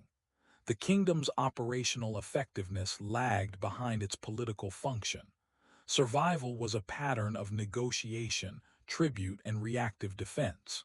The Vikings, patient and adaptive, had learned the rhythm. England's lessons in survival had become its enemy's playbook. After another Danegeld payment, England experienced a temporary peace. Coastal villages repaired, trade resumed, and militias were recalled. Life appeared stable, but the kingdom's fragility remained. Edward's death had created a culture of caution that governed every decision. Hesitation and negotiation had become structural policies, enabling survival but limiting authority. Nobles leveraged this. Internal cohesion was conditional, and external threats were emboldened. Æthelred's cautious leadership preserved life, but not strength. Each Danegeld payment reinforced the expectation that England could be coerced. Operational decisiveness remained limited. The kingdom's long-term resilience was compromised. The Vikings understood the rhythm: intimidate, receive payment, retreat, and return stronger. England's internalized lessons from Edward's reign had unintentionally trained the enemy. Survival was achieved, but at the cost of authority, initiative, and strategic strength. Even as external threats were managed through negotiation, England's internal pressures increased. Nobles asserted influence, exploiting gaps in enforcement. Tax collection was inconsistent. Militia loyalty varied by region. Edward's precedent of cautious governance continued to guide decisions. Bold action was risky. Hesitation preserved life. Æthelred's cautious approach reinforced structural vulnerability. The crown's authority remained visible but conditional. Nobles, advisors, and even church officials operated within the system of hesitation and compromise. England survived, but systemic weaknesses persisted. Repeated Danegeld payments created expectations for compliance and negotiation, eroding operational capacity. The kingdom functioned externally, but internally its cohesion and authority were under subtle, continuous strain. By the end of this arc, the pattern of Æthelred's reign was clear. Large-scale military responses were cautious and reactive. Danegeld payments were routine. Vikings exploited structural hesitation. Nobles leveraged conditional authority. Edward's shadow dominated decision-making. Hesitation, negotiation, and caution had become encoded into governance. Immediate survival was achieved, but the kingdom's long-term resilience was compromised. Authority was symbolic, power conditional. Operational decisiveness lagged behind perception. The kingdom survived, but vulnerability had been institutionalized. Repeated crises reinforced the same patterns: threat, negotiation, tribute, temporary peace, and repeated testing of authority. England functioned, but strength eroded slowly yet steadily. This decade marked the consolidation of a reactive, cautious, and negotiation-driven reign. Survival depended on perception, precedent, and careful calculation. Edward's murder had left a legacy of caution that continued to shape the kingdom's policies, military responses, and internal dynamics. England was alive, but structurally fragile. Æthelred's reign had begun in a shadow of cautious survival, setting the stage for decades of repeated crises, challenges to authority, and the slow erosion of long-term power. By the mid-990s, Viking incursions intensified into a near-constant threat. Raids were no longer seasonal or opportunistic. They had become calculated campaigns. Towns along the east and south coasts were burned, trade disrupted, and local militias stretched thin. Æthelred faced pressure from all directions. Nobles demanded protection but resisted heavy taxation. Advisors argued endlessly over military versus tribute. The shadow of Edward the Martyr lingered. Hesitation preserved life. Boldness risked rebellion. The king's decisions were cautious, measured, and filtered through precedent. The kingdom's survival depended on reactive governance. Tributes became the default solution, reinforcing the perception of conditional authority. Vikings observed, learned, and adapted. Every payment signaled weakness.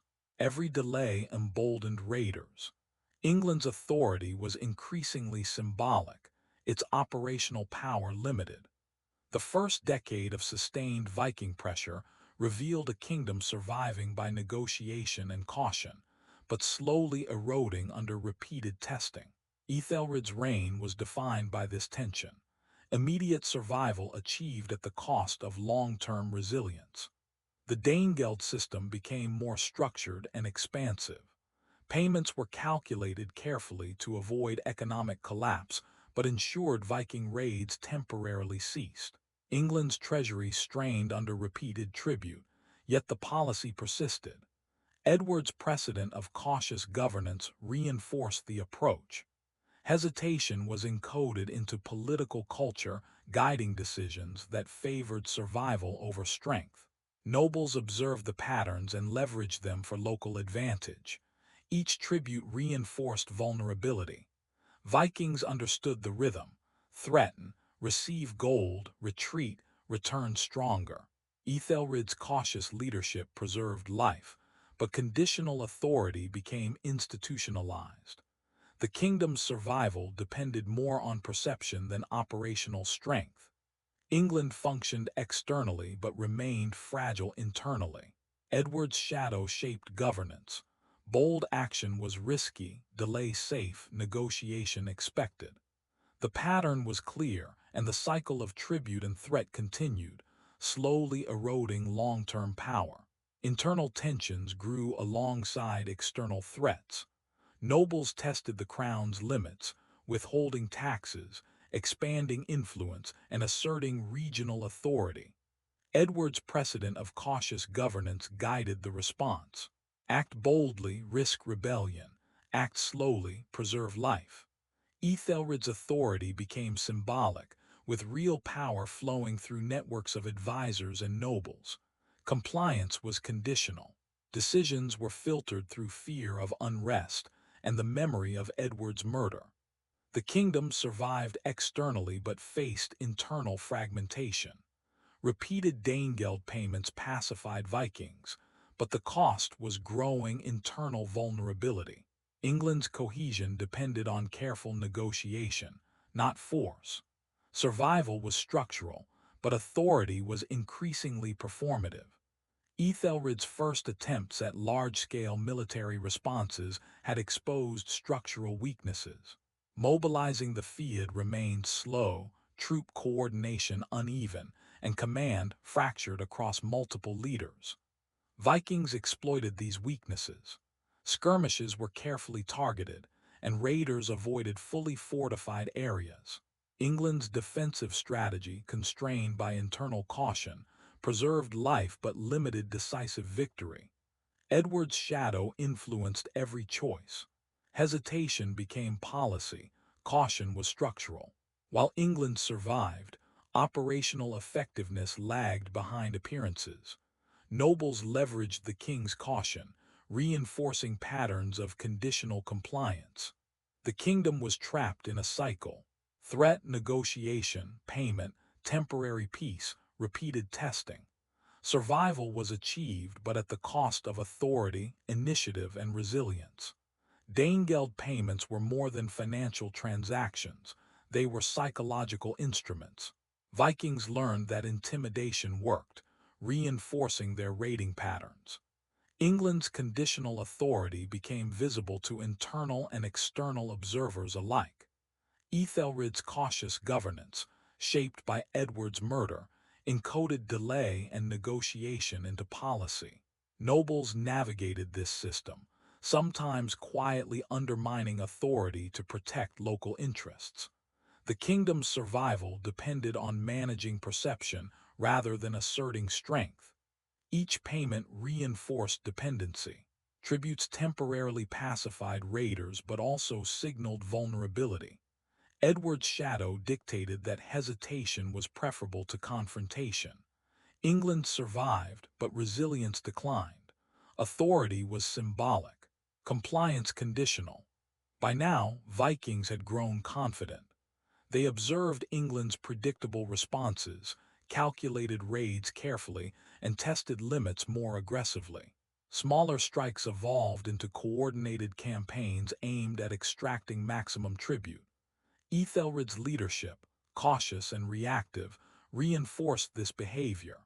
Survival was maintained, but strength was slowly eroding. The crown's authority was increasingly symbolic, conditional, and dependent on perception.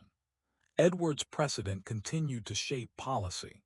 Hesitation preserved life, bold action risked rebellion, negotiation ensured temporary peace. Internal and external actors adapted to this reality, creating a kingdom structurally conditioned by fear. England's repeated survival came at a hidden cost. Operational capability declined, authority weakened, and systemic vulnerability deepened. Æthelred's cautious style preserved life, but authority, decisiveness, and resilience were being slowly eroded. Internal tensions intensified as nobles leveraged the crown's cautious policies. Land disputes resurfaced, tax collection was uneven, and local militias became semi-independent. Edward's precedent of hesitation reinforced structural vulnerability. Æthelred's cautious approach preserved life and avoided rebellion but limited authority. Real power flowed through networks of nobles and advisors, whose compliance was conditional. England functioned externally, but internally the kingdom was strained. Repeated Danegeld payments reinforced the perception that the crown could be pressured repeatedly. External actors exploited structural hesitation, while internal actors navigated conditional compliance. England's survival depended on perception, precedent, and careful negotiation. Strength eroded silently but steadily. The kingdom now operated on a predictable cycle: threat, negotiation, payment, temporary peace, and repeated testing of authority. Danegeld was institutionalized. Hesitation became policy. Conditional authority defined governance. Edward's shadow dictated that survival was paramount. Bold action was rare. Delay ensured stability. Vikings observed and exploited these patterns. Nobles navigated opportunity, sometimes subtly undermining the crown. Operational capability lagged behind perception. England survived repeated raids, but systemic weakness was growing. Authority was performative. Compliance was conditional. The kingdom's long-term resilience was compromised. Æthelred's reign had become defined by reactive survival, setting the stage for deeper crises. By the end of the decade, England's crown appeared strong but was fragile in reality. Repeated crises, combined with institutionalized caution, had eroded decisiveness and authority. Nobles maneuvered, external actors pressed advantage, and operational effectiveness lagged behind appearance. Edward's precedent of hesitation continued to shape governance. Decisions prioritized survival over strength. Bold action was rare. Negotiation was the default. Danegeld payments reinforced vulnerability externally and conditional compliance internally. England survived, but authority was increasingly performative. The kingdom had learned to manage perception, not power. Repeated crises, internal tensions, and external threats had consolidated a reign defined by cautious survival and structural fragility. By the close of this arc, the patterns of Æthelred's reign were fully entrenched. Viking raids intensified. Danegeld payments became routine and expected. Nobles leveraged hesitation for influence. Conditional authority defined governance. Edward's shadow remained ever present. Hesitation, caution, and negotiation were structural policies, guiding every decision. Bold action was avoided, survival was prioritized. The kingdom functioned externally but remained fragile internally. Vikings had learned the rhythm. Internal actors navigated conditional compliance. Repeated survival came at the cost of decisiveness, operational strength, and long-term resilience.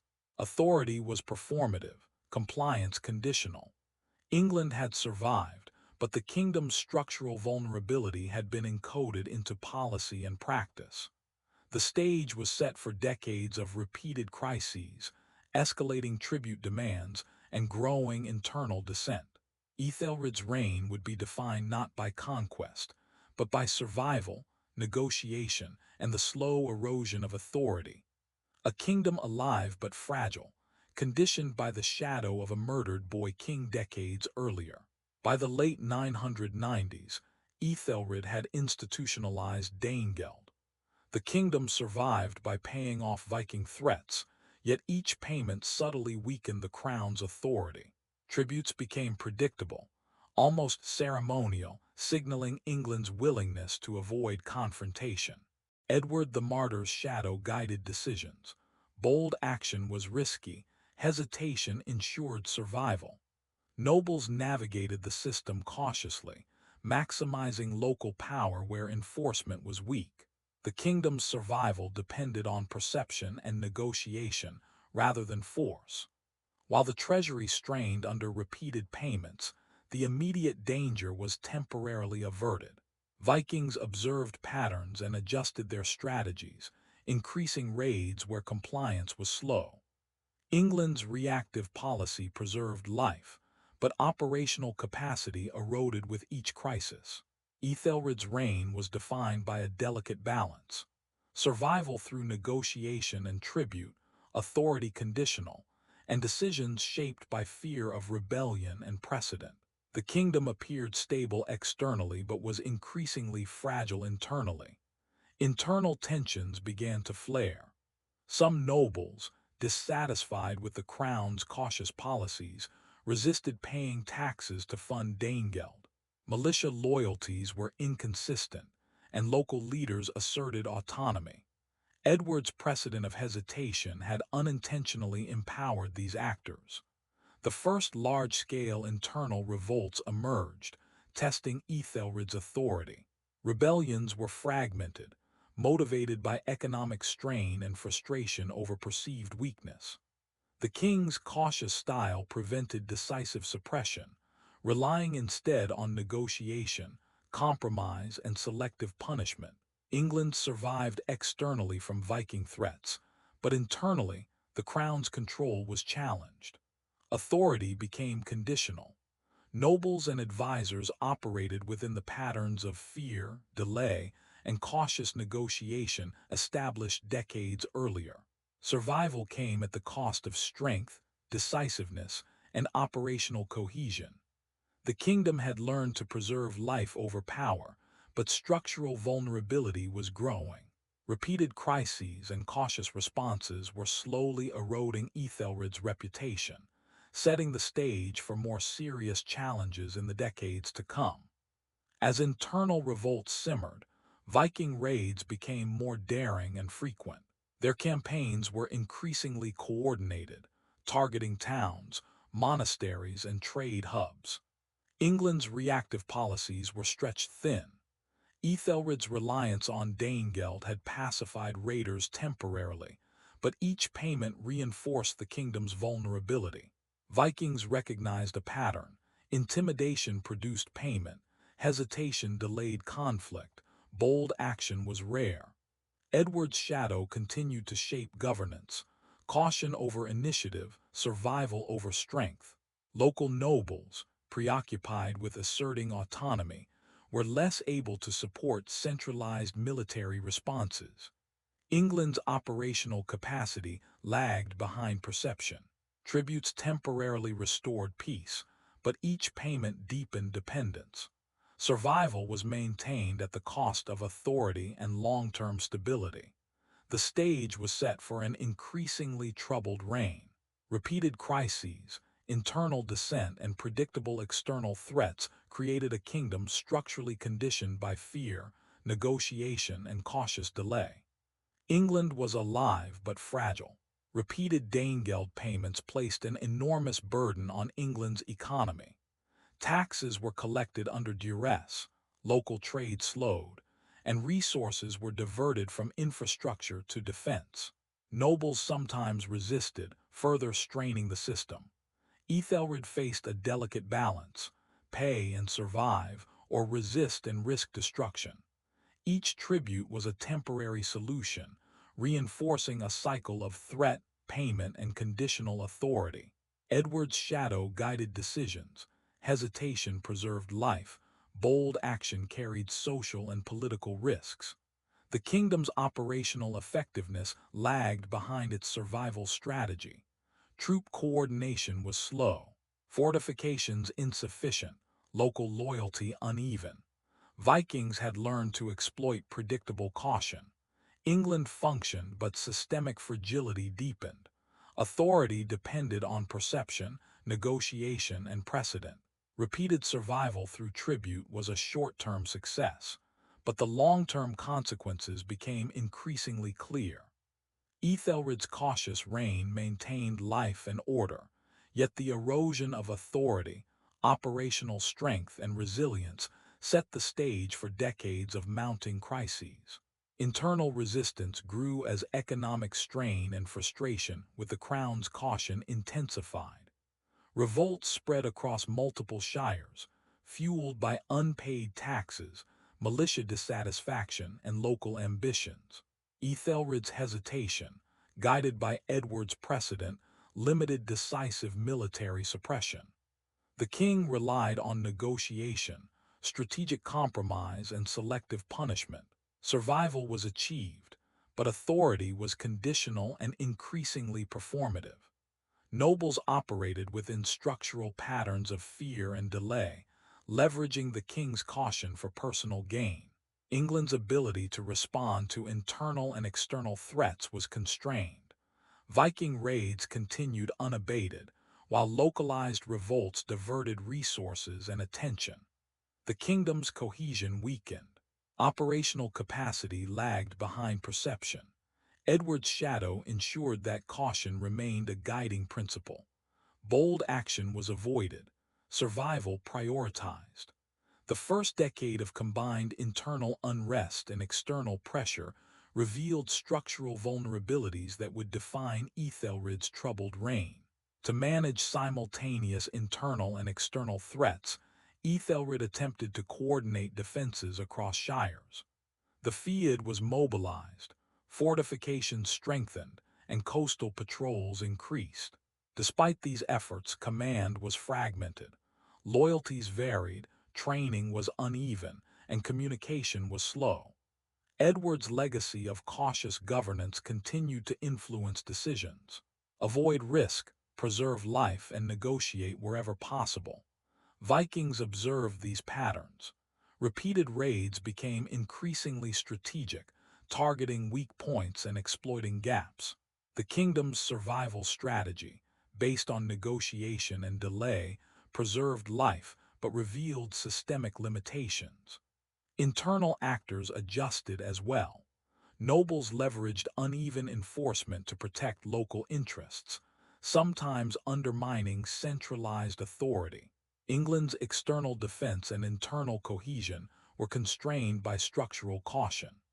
The stage was set for mounting crises. Repeated external pressure, economic strain, and conditional authority created a kingdom surviving through cautious strategy but increasingly fragile in operational terms. Another Danegeld payment secured a temporary truce with Viking raiders. England's immediate safety was ensured, but the underlying vulnerabilities remained. Tributes became procedural, predictable, and expected. Edward's shadow guided every decision, hesitation, negotiation, and careful delay. Bold military action remained rare. Survival was prioritized over decisiveness. Nobles operated within conditional authority, leveraging the king's cautious style. The kingdom functioned externally, but internally, cohesion and operational effectiveness were eroding. Vikings learned to exploit predictable caution, while economic strain increased domestic tension. England's survival strategy depended on perception rather than force. The fragile truce highlighted a fundamental problem. Life was preserved, but authority was conditional, and resilience steadily declined. Æthelred's reign was increasingly defined by negotiation, tribute, and cautious delay. Structural vulnerability deepened with each cycle. The kingdom's political climate grew tense. Nobles tested limits, rebels gained confidence, and the economy strained under repeated tributes. Edward's precedent of caution dictated policy. Act boldly, risk chaos. Act carefully, survive. Æthelred's cautious approach maintained temporary order but failed to restore authority fully. Operational effectiveness lagged behind perception. Survival came at a hidden cost. Strategic weakness, conditional compliance, and internal unrest. Vikings observed, adjusted, and intensified raids. Repeated Danegeld payments reinforced vulnerability. England's external security was preserved, but internal cohesion was strained. Authority was performative. Survival, not power, defined governance. The kingdom was alive yet fragile. Edward's shadow shaped decisions, priorities, and responses. Hesitation and negotiation dominated policy. The first decades of sustained Viking and internal pressures had set the stage for increasingly troubled years ahead. As Danegeld payments mounted, signs of systemic crisis emerged. Internal revolts persisted, nobles asserted local power, and Viking raids exploited structural hesitation. Æthelred's cautious policies preserved life but failed to restore authority fully. Edward's precedent of hesitation dictated decisions. Bold action was avoided, survival prioritized. Conditional compliance defined governance. Operational capacity was limited, perception of authority remained fragile, and structural vulnerability deepened. Repeated cycles of threat, payment, and temporary peace revealed the kingdom's limits. England survived externally but was increasingly fragile internally. Repeated crises, both internal and external, set the stage for decades of escalating difficulty. By the end of this arc, Æthelred's reign had entered a critical phase. Danegeld payments were routine. Internal revolts tested authority. Viking raids increased in scale and coordination. Edward the Martyr's shadow continued to shape governance. Hesitation, negotiation, and caution dictated decisions. Survival was prioritized over strength. Authority was conditional, compliance transactional, and operational effectiveness lagged behind appearances.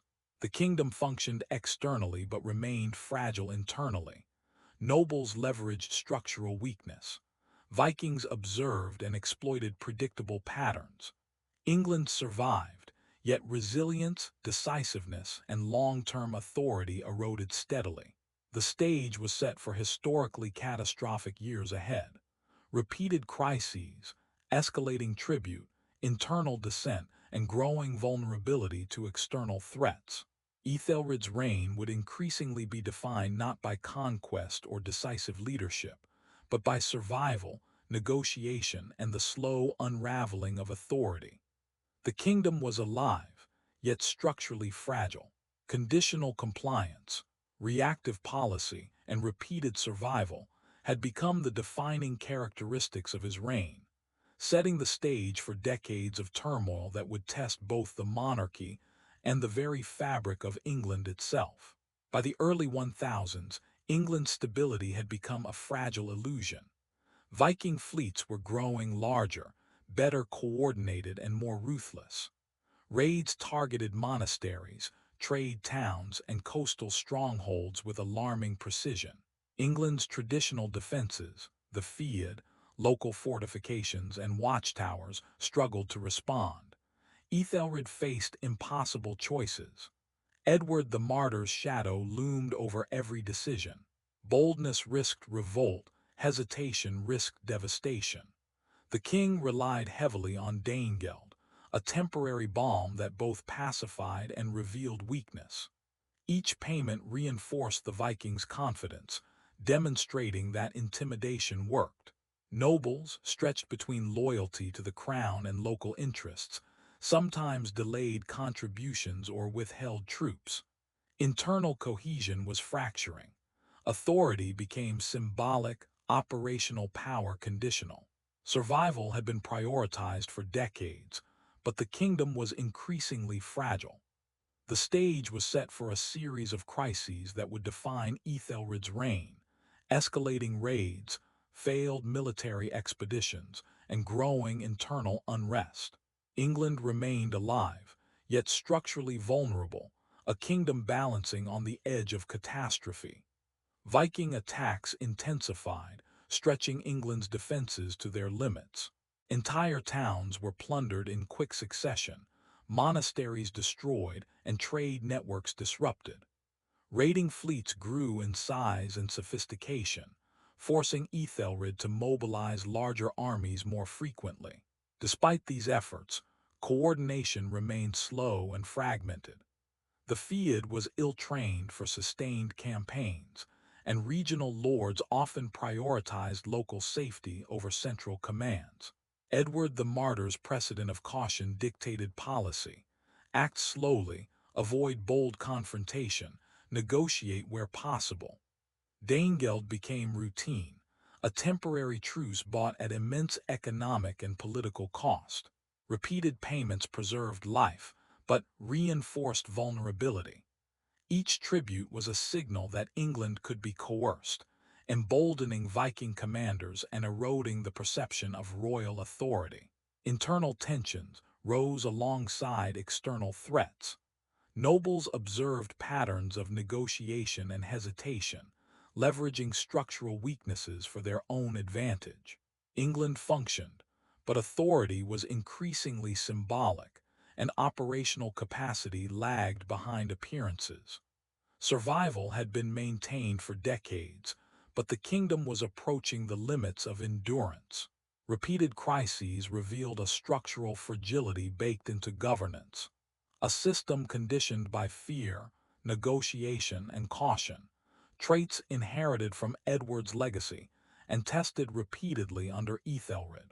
Æthelred attempted his first coordinated, large-scale military expeditions against Viking forces.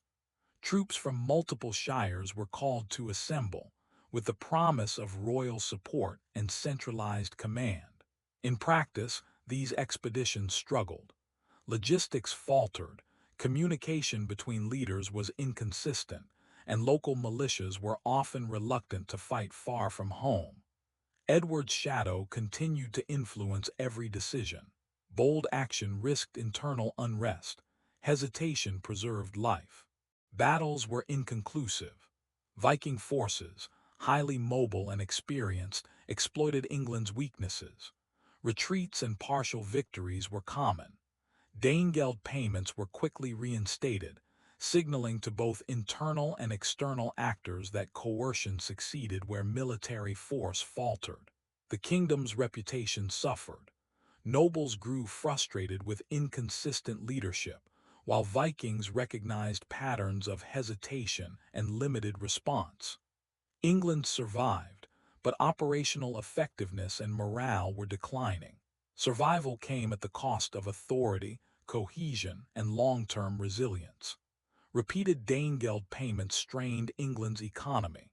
Taxes were levied heavily, local trade suffered, and resources were diverted from infrastructure and military readiness to satisfy Viking demands. Æthelred faced a dilemma: pay and survive, or resist and risk widespread destruction. Each tribute bought temporary peace but reinforced structural fragility. Edward's precedent of caution guided decisions: hesitation over initiative, negotiation over confrontation. The kingdom's operational capability lagged behind its survival strategy. Troops were undertrained, fortifications inadequate, and local loyalty uneven. Vikings learned to exploit predictable patterns. England's authority became conditional, operational power fragmented. Despite temporary reprieves, the system encouraged repeated testing.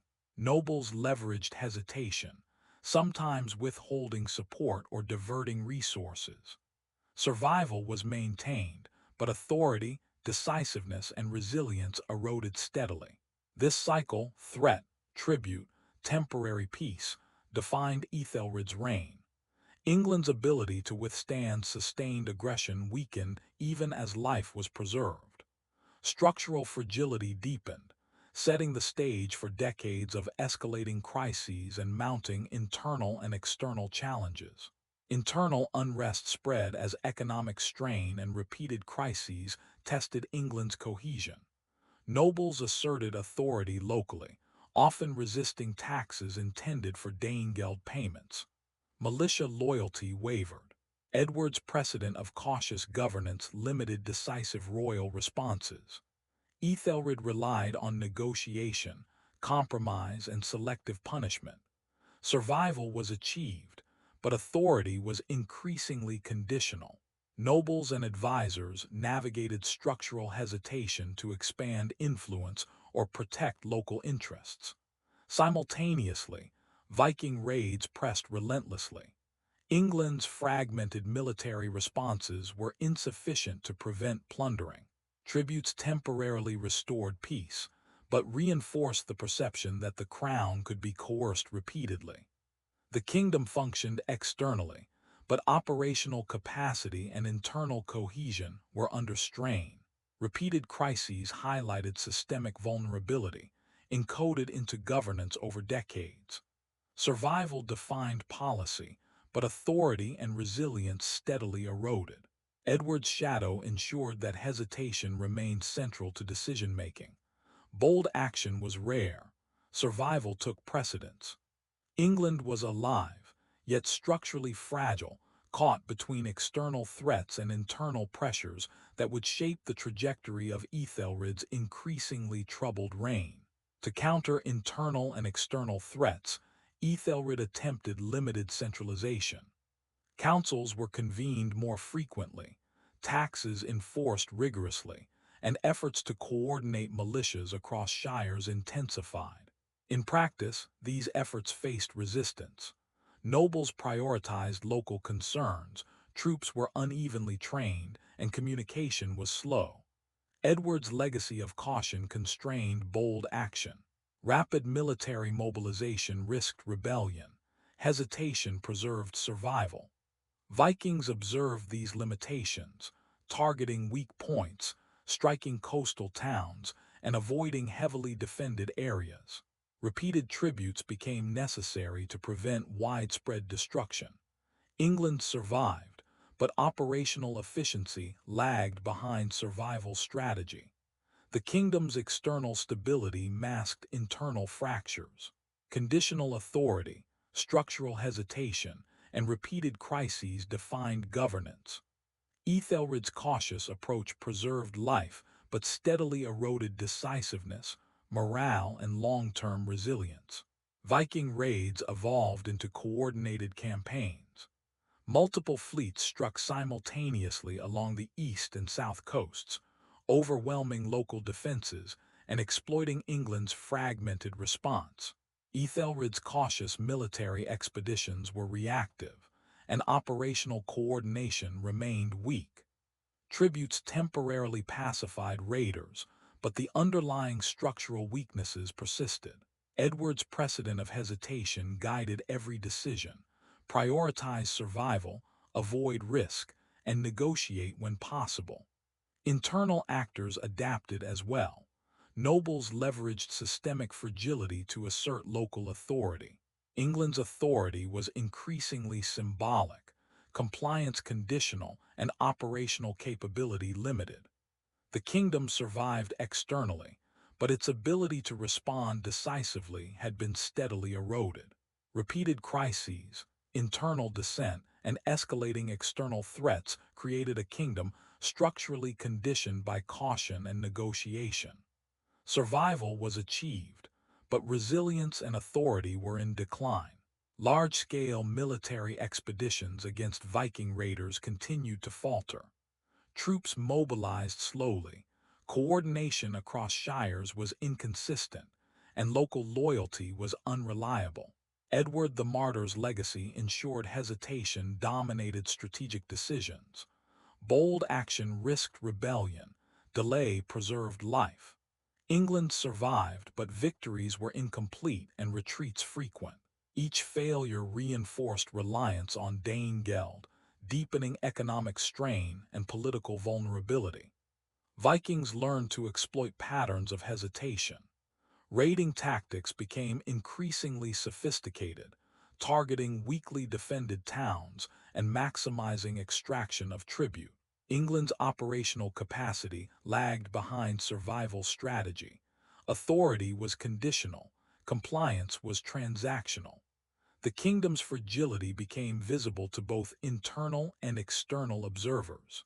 Nobles leveraged hesitation, raiders pressed advantage, and structural weaknesses deepened. Æthelred's cautious survival strategy preserved life, but steadily eroded authority, morale, and long-term stability. Survival came at an immense cost. Repeated Danegeld payments drained the treasury. Local economies were disrupted. Nobles and militia navigated the crown's cautious policies for advantage. Edward's precedent of hesitation dictated every major decision. England's operational capability was compromised. Military expeditions failed to secure decisive victories, leaving towns vulnerable and reinforcing Viking confidence. Conditional authority defined governance. Compliance was transactional, survival prioritized over power. The kingdom functioned externally, but internally, cohesion and morale weakened. Repeated crises revealed structural fragility. Æthelred's cautious reign preserved life, but eroded decisiveness, long-term resilience, and the perception of strength. The stage was set for historically catastrophic years ahead. Repeated failures, escalating tribute, and growing internal unrest ensured that England's challenges would compound over decades. By the end of this arc, Æthelred's reign had entered its most turbulent phase. Viking invasions were frequent, coordinated, and devastating. Military expeditions faltered. Danegeld payments became routine, reinforcing structural weakness. Internal revolts tested authority. Nobles leveraged hesitation and conditional compliance for local gain. Edward the Martyr's shadow dictated cautious governance. Bold action risked revolt, hesitation preserved life. Survival was achieved, but operational effectiveness and long-term authority were eroding. The kingdom functioned externally, but its internal cohesion and morale were increasingly fragile. Vikings learned predictable patterns, raiders grew confident, and repeated tributes strained the economy. England was surviving, yet structurally vulnerable. The stage was set for historically catastrophic years. Repeated crises, internal dissent, failed defenses, and mounting Viking pressure would define Æthelred's troubled reign. Survival became the priority over strength.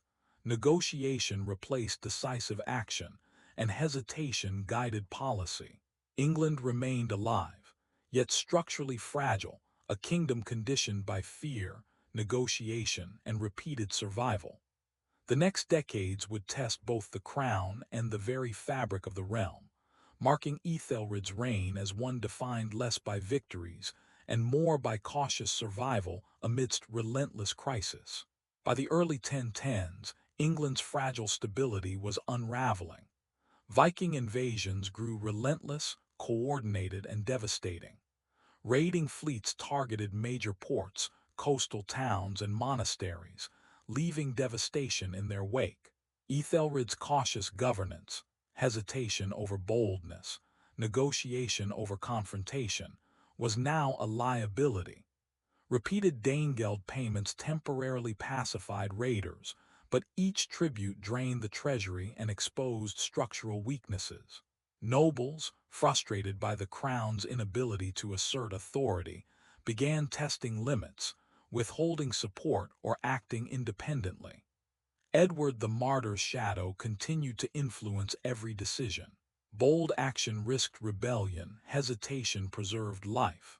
Survival remained the priority, but operational capacity was diminishing. The kingdom was caught in a deadly cycle: threat, payment, temporary peace, repeated testing of authority. England functioned externally, but internal cohesion was strained. Conditional compliance defined governance. Vikings observed patterns of hesitation, raiders grew confident, and structural vulnerabilities deepened. Æthelred's reign was entering a period of escalating crisis, setting the stage for historically catastrophic years. As external pressure intensified, internal betrayals began to surface. Nobles leveraged the crown's cautious policies to expand regional power. Some withheld taxes or diverted military support, testing Æthelred's limits. Edward's precedent of hesitation guided the king's response. Negotiate compromise, avoid rash action. Bold suppression risked rebellion. Caution preserved temporary stability. Yet, every concession emboldened opportunistic actors. Vikings noticed England's internal fractures, coordinating attacks to exploit weak points. Raids became larger and more systematic, targeting towns where loyalty was uncertain. Tributes temporarily pacified raiders, but dependence deepened. England's authority was increasingly symbolic, operational power conditional, and long-term resilience eroding.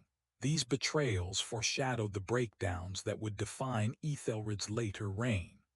Nobles' ambitions, combined with Viking opportunism, created a volatile environment. England survived, but the foundations of governance, trust, and cohesion were cracking. Vikings launched coordinated campaigns across multiple fronts. They struck simultaneously along the east and south coasts, pillaging towns, monasteries, and trade hubs. England's fragmented response and reliance on Danegeld proved insufficient. Æthelred's military expeditions continued to falter.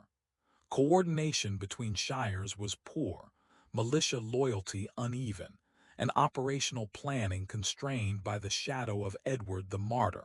Hesitation over risk, negotiation over aggression. Each failed expedition reinforced reliance on tribute. Vikings became emboldened, raiding deeper inland and testing the kingdom's limits.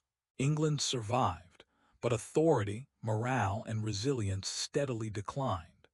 Internal fractures, coupled with repeated external threats, revealed structural weaknesses that would define the later decades of Æthelred's reign. Survival remained the priority, but decisiveness and long-term strategy were sacrificed. England's governance had become reactive, conditioned by repeated crises and cautious policies. Each victory, partial or temporary, masked a deeper systemic fragility that was now impossible to ignore. The cost of repeated Danegeld payments became unsustainable.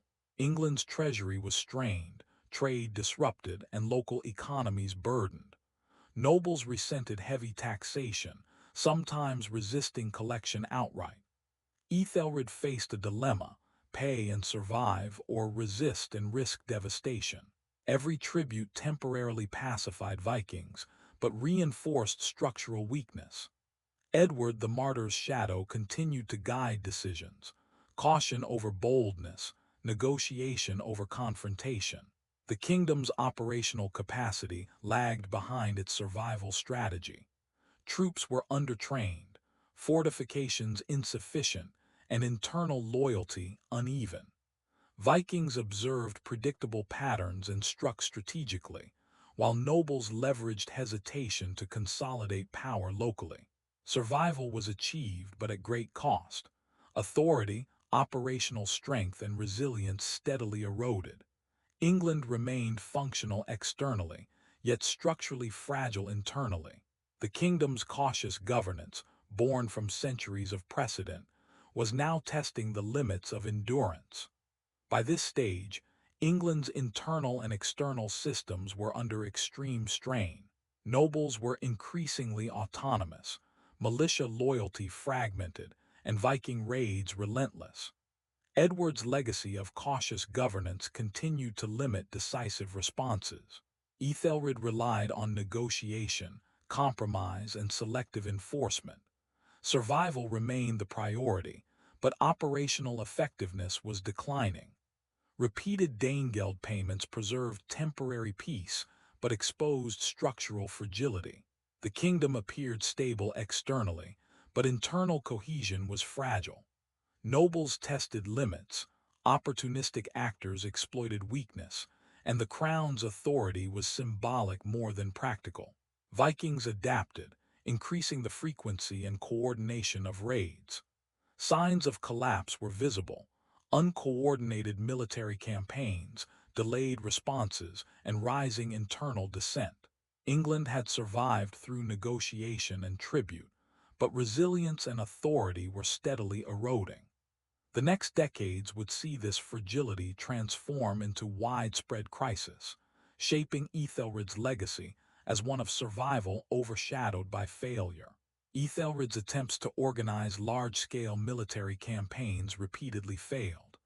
Mobilization was slow, coordination poor, and troops often reluctant to fight.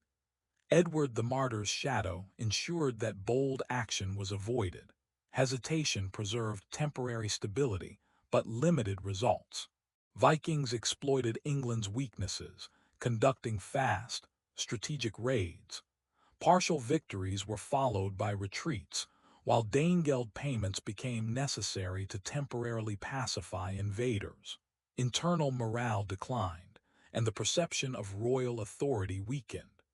England's operational strength lagged behind survival needs. Nobles navigated the system for advantage, sometimes undermining coordinated defense efforts. Repeated crises highlighted structural vulnerabilities, showing that survival through caution alone was insufficient to sustain authority or long-term resilience. The kingdom functioned externally, yet fragility was now systemic. Repeated failures, internal dissent, and economic strain foreshadowed historically disastrous years to come. Æthelred's reign was increasingly defined not by victories, but by negotiation, conditional authority, and survival under relentless pressure. As crises multiplied, distrust permeated the kingdom. Nobles exploited structural weaknesses, withholding support or pursuing local ambitions. Advisors feared speaking boldly, constrained by Edward the Martyr's precedent of cautious governance. Æthelred relied on negotiation and compromise, avoiding confrontation with disloyal nobles. Survival remained the priority, but authority became increasingly conditional and symbolic. Vikings observed these fractures. Raiding campaigns were timed to exploit weak coordination and uneven defenses. Tributes temporarily pacified raiders but reinforced England's vulnerability. The kingdom's operational capabilities lagged behind perception, while internal cohesion deteriorated. Structural fragility was now evident. Repeated failures, internal betrayals, and external threats converged to create a kingdom living on borrowed stability. Æthelred's cautious reign preserved life, but the cost was steadily accumulating, setting the stage for historically catastrophic events. Vikings escalated further, assembling large, well-coordinated armadas to strike England simultaneously on multiple fronts. East and south coasts were primary targets, but inland raids followed, devastating towns and trade centers. Æthelred's cautious military expeditions were inadequate. Coordination between shires faltered, militia loyalty was inconsistent, and operational effectiveness lagged behind need. Edward the Martyr's precedent continued to influence policy. Hesitation over risk, negotiation over confrontation. Danegeld payments were again used to temporarily pacify raiders, but dependence deepened. England's authority became conditional, operational strength fragmented, and resilience declined. Internal fractures allowed opportunistic nobles to assert local power, further weakening centralized governance. Survival remained the guiding principle, but long-term security was increasingly compromised. England functioned externally, but was structurally fragile internally. Repeated crises foreshadowed disasters yet to come, setting the stage for Æthelred's most troubled and historically notorious years. England's resources were stretched to breaking point. Repeated Danegeld payments drained the treasury. Military forces were undertrained, uncoordinated, and partially loyal. Nobles tested limits, withholding support, consolidating local power. Edward the Martyr's precedent of cautious governance ensured hesitation dominated policy. Bold action was rare. Survival took precedence. England functioned externally, but internal cohesion was failing.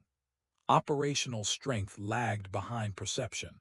Authority was increasingly symbolic, and repeated crises eroded long-term resilience.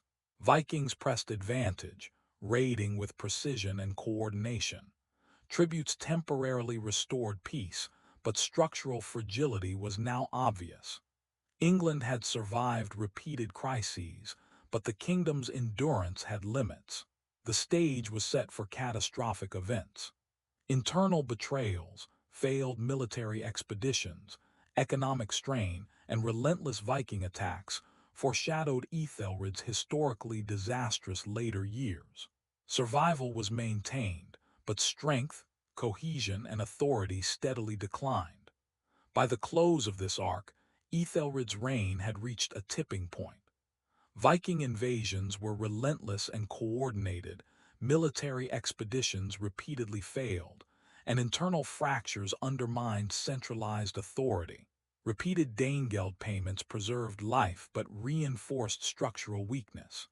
Nobles exploited hesitation, asserting local control.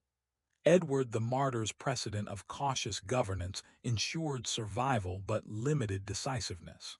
Conditional authority dominated, and compliance was transactional. England functioned externally, yet internally cohesion, morale, and operational strength were eroding. Repeated crises revealed systemic fragility. The kingdom survived, but strength, authority, and resilience were steadily declining. The stage was set for historically catastrophic years. Escalating Viking pressure, internal betrayal, economic strain, and repeated failures would define Æthelred's later reign. Survival remained the priority over strength, negotiation replaced decisive action, and hesitation dictated policy. England was alive, yet structurally fragile, a kingdom conditioned by fear, cautious strategy, and reactive governance. The next decades would see crises spiral into disaster, testing the monarchy, the nobility, and the very foundation of the realm. Æthelred's reign, defined by survival amidst chaos, foreshadowed the calamities that would shape England's future for generations. By the mid-1010s, England teetered on the brink. Viking fleets appeared in ever larger numbers, devastating towns and monasteries along the east and south coasts. England's defenses, fragmented and inconsistent, struggled to respond.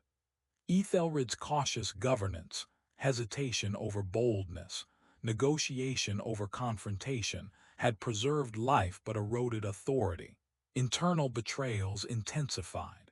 Nobles withheld support, asserting local control, and regional militias operated independently. Edward the Martyr's legacy of caution dictated policy.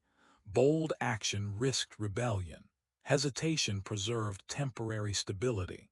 Survival remained the priority, but the kingdom's cohesion and morale were crumbling. Vikings grew emboldened. Raids were increasingly strategic, exploiting weak defenses and internal fractures. Danegeld payments temporarily quelled violence but reinforced structural vulnerability. England survived externally, but authority, operational capacity, and resilience were in steep decline. The stage was set for the climax of Æthelred's troubled reign. Repeated failures, internal dissent, economic strain, and relentless Viking pressure would converge, foreshadowing England's destabilization and eventual transition to Canute's rule. Years of continuous warfare had left England exhausted. Troops were undertrained, militia loyalty uneven, and regional coordination faltering. The economy was strained from repeated Danegeld payments, and trade networks were disrupted. Æthelred faced impossible choices. Edward the Martyr's shadow loomed. Bold action risked rebellion. Hesitation preserved life. Repeated Viking attacks demanded tribute, reinforcing dependence and vulnerability. Nobles navigated these weaknesses, prioritizing local interests over national cohesion. Military expeditions were increasingly ineffective. Battles were fragmented, retreats common, and victories temporary. Vikings exploited this pattern, coordinating multi-pronged attacks on poorly defended towns and trade centers. England's survival depended on negotiation rather than decisive action. The kingdom was externally functional but internally fragile. Conditional authority, fragmented command, and repeated crises defined governance. England survived, but structural fragility, diminishing morale, and weakened operational capacity foreshadowed catastrophic years ahead. Æthelred's reign had become a delicate balance between survival and collapse. Internal betrayal now became a constant threat.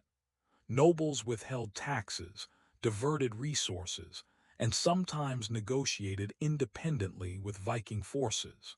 Trust between crown and nobles was fragile, fractured by decades of cautious governance. Æthelred's policy of hesitation and negotiation, shaped by Edward the Martyr's legacy, preserved life but limited authority. Bold suppression of rebellion was avoided, leaving local power struggles unresolved. Survival took precedence over decisiveness, and conditional compliance defined political life. Vikings observed these internal fractures and exploited them. Raids became deeper and more audacious, focusing on regions with divided loyalties.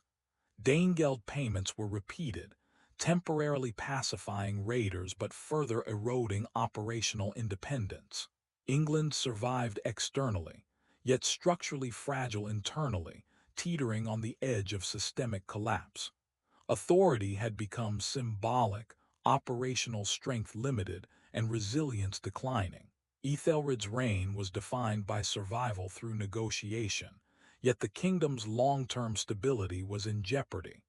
The Viking threat reached unprecedented intensity.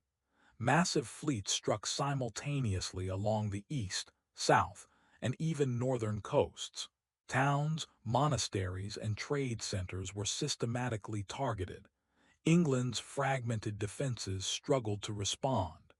Æthelred's cautious policies limited decisive action. Coordination between shires faltered. Militias were unevenly trained and inconsistently loyal. Edward the Martyr's shadow ensured hesitation dominated strategic planning. Survival was prioritized, but operational capacity lagged far behind external threats. Repeated Danegeld payments temporarily pacified raiders but reinforced England's structural vulnerability. Vikings understood the pattern: intimidation, payment, retreat, repeat. Authority was conditional, compliance transactional, and the crown increasingly symbolic. Internal fractures allowed opportunistic nobles to assert power, divert resources, and resist centralized control. England's survival strategy relied on reactive measures, negotiation, and temporary reprieves. Yet the kingdom was exhausted, structurally fragile, and increasingly vulnerable to coordinated assaults. The stage was set for the historic consequences of this cumulative pressure. Repeated failures, economic strain, internal betrayal, and external threat would define the final years of Æthelred's reign and foreshadow the transition to Canute's rule. Danegeld payments became not just a policy, but a desperate lifeline. England's treasury strained under the repeated payments demanded by Viking raiders. Trade and agriculture were disrupted, local economies weakened, and public discontent grew. Æthelred's cautious governance, influenced by Edward the Martyr, dictated survival over risk. Bold military action was avoided. Negotiation became the default strategy. Tributes temporarily secured peace but signaled structural weakness, emboldening raiders and undermining authority.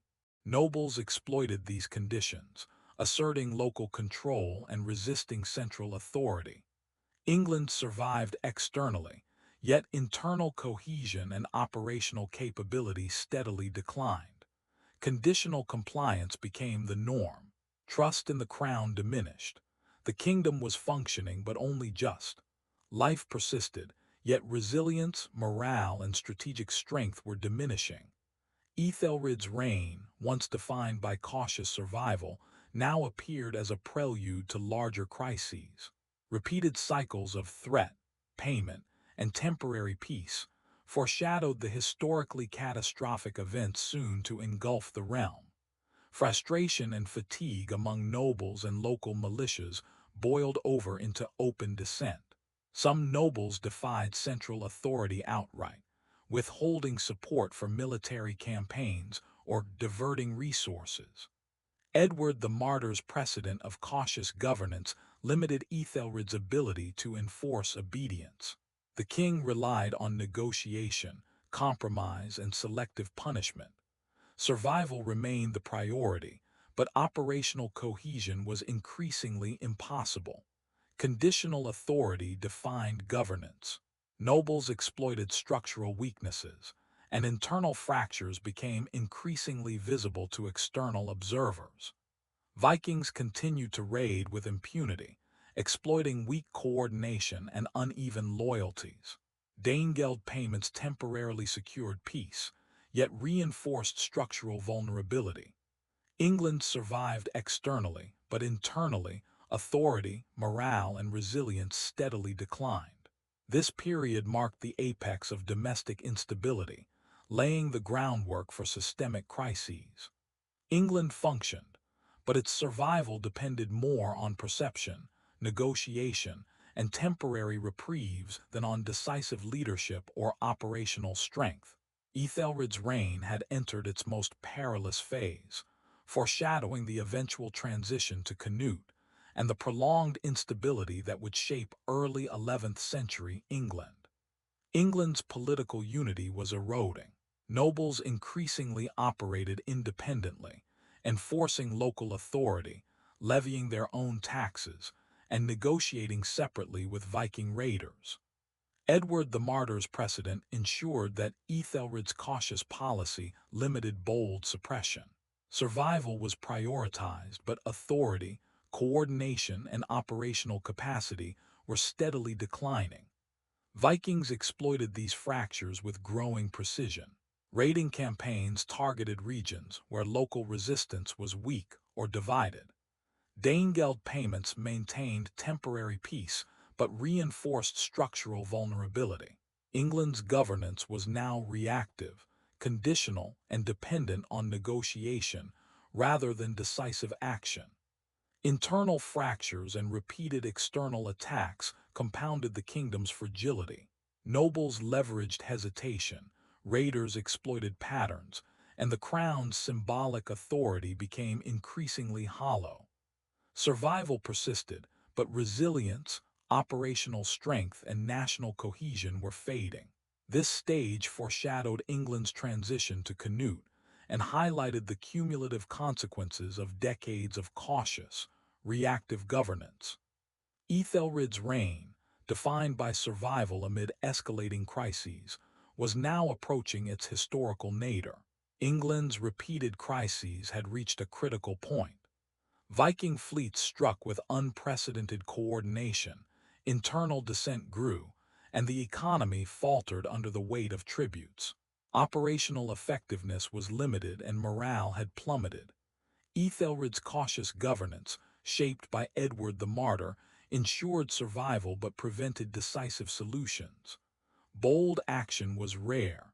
Hesitation dominated policy.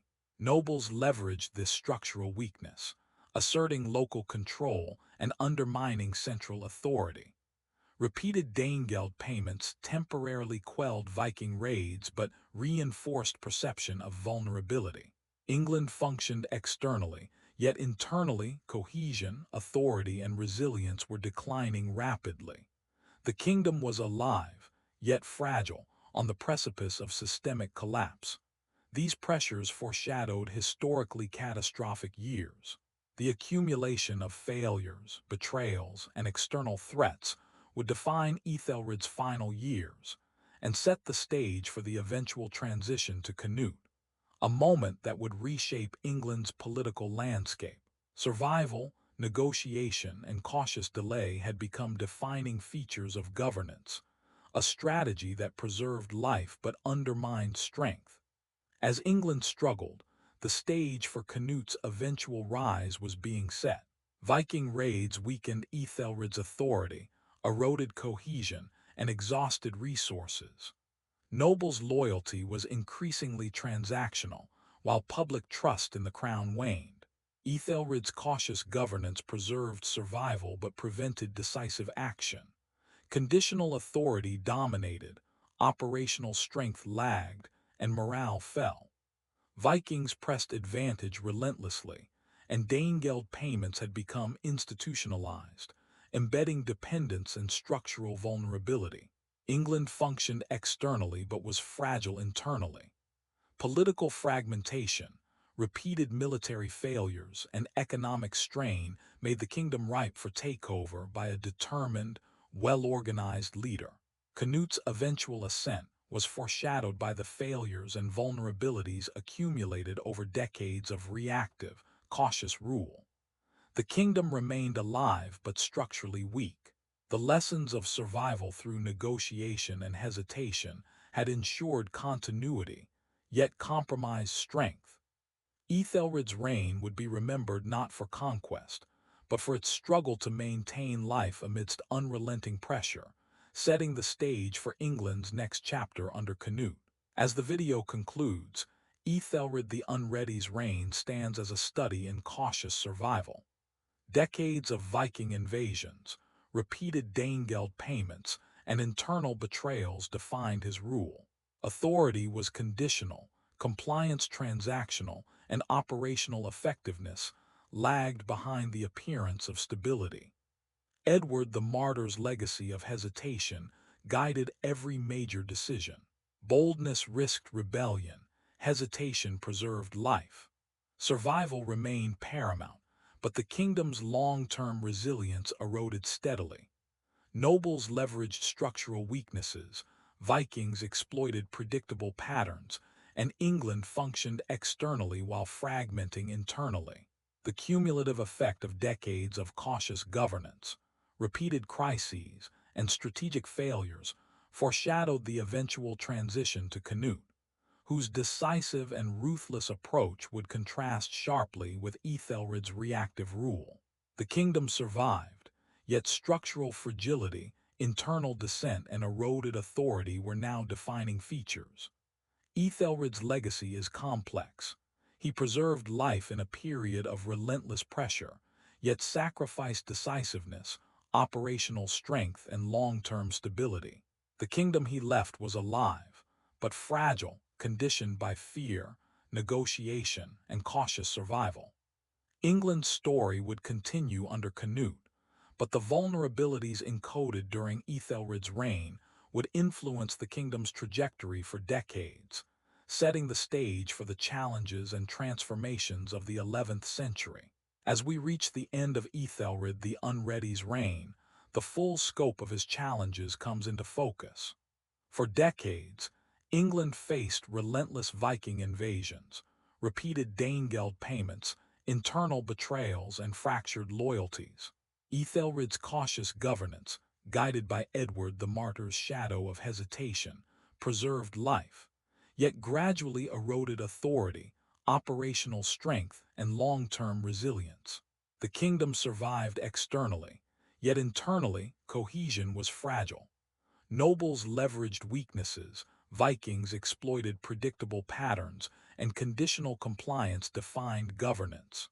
Repeated crises, combined with structural vulnerabilities, set the stage for historically catastrophic years and foreshadowed the eventual transition to Canute, whose decisive rule would sharply contrast Æthelred's reactive policies. Æthelred's legacy is paradoxical. He maintained survival in an era of relentless pressure, navigating impossible choices with caution. Yet this survival came at a cost. Decisiveness, strategic strength, and long-term stability were sacrificed.